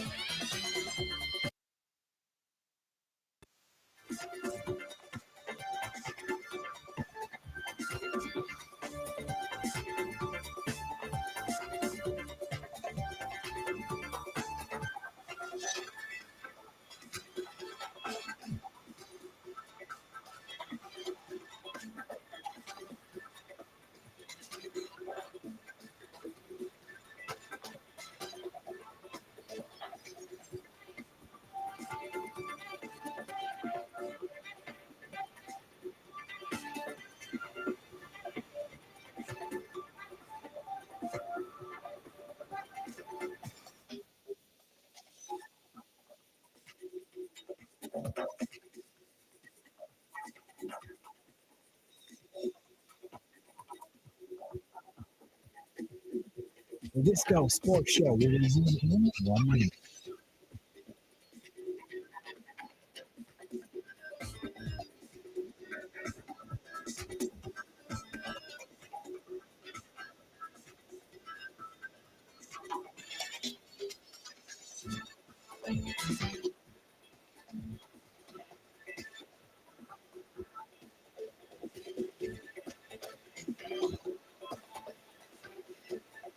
The Wisco Sports Show will resume in 30 seconds.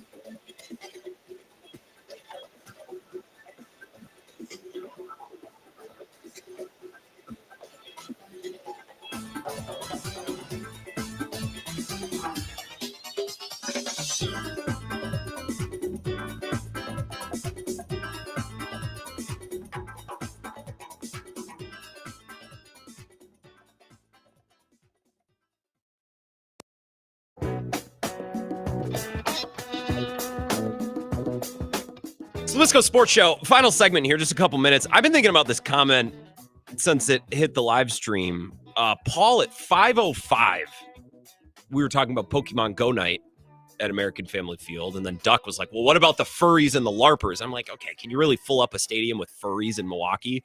And Paul comments, furries are more common than you'd think. I will show my ignorance here. Like, how far do you need to lean into the thing to be considered a furry? You know what I mean? Like, there's levels to everyone's got a thing. There's levels to those things. Like, to be considered a furry, how far? I'm asking how far you need to take the thing to be considered a furry, I guess. And this is research I can do on my own time. Probably should do it on my home computer, my personal computer, not here at work. Although I'm pretty sure weirder things. Ebo mans this computer for 4 hours a morning. Like, this computer has been used to research some wild topics. So I don't think furries, the furry threshold, let's call it, I don't think that would be the weirdest thing Googled on work internet. You know what's funny is anytime I need to do a sports gambling thing, which isn't, I don't reference it often, but really the only time I ever need to look up like odds for anything is when we're talking about previewing a division, or, you know, like right now, it'd be interesting to see what the odds are set at for the NL Central between the Brewers and the Cubs. Just for reference, I'm not going to bet it. And if you are, I don't care. Do not tell me. But sometimes I like to look. The funny thing is, like, a lot of that stuff is blocked on work computers. We can't have people sports betting at work. Do you think the same people who give me my paychecks think I'm gambling that away? Short-sighted. But also, like, I'm pretty sure I could look up a lot worse things than FanDuel NL Central odds, for example. But that's interesting enough, blocked on a lot of the work computers here. You probably didn't care to hear about that. Bad news for those of you who stuck till the end of the show. I will be off tomorrow. I'm going to Hayward. It will be a best of show with some good interviews, probably that Mike Clemens interview included. I got vacation days, a couple Fridays in the summer, I think are a good way, a painless enough way to use those. So if you've made it to the end of the show, I'll break the news to you and everyone else can find out tomorrow at 4. Have an excellent weekend. I'll be back Monday. Talk to you then.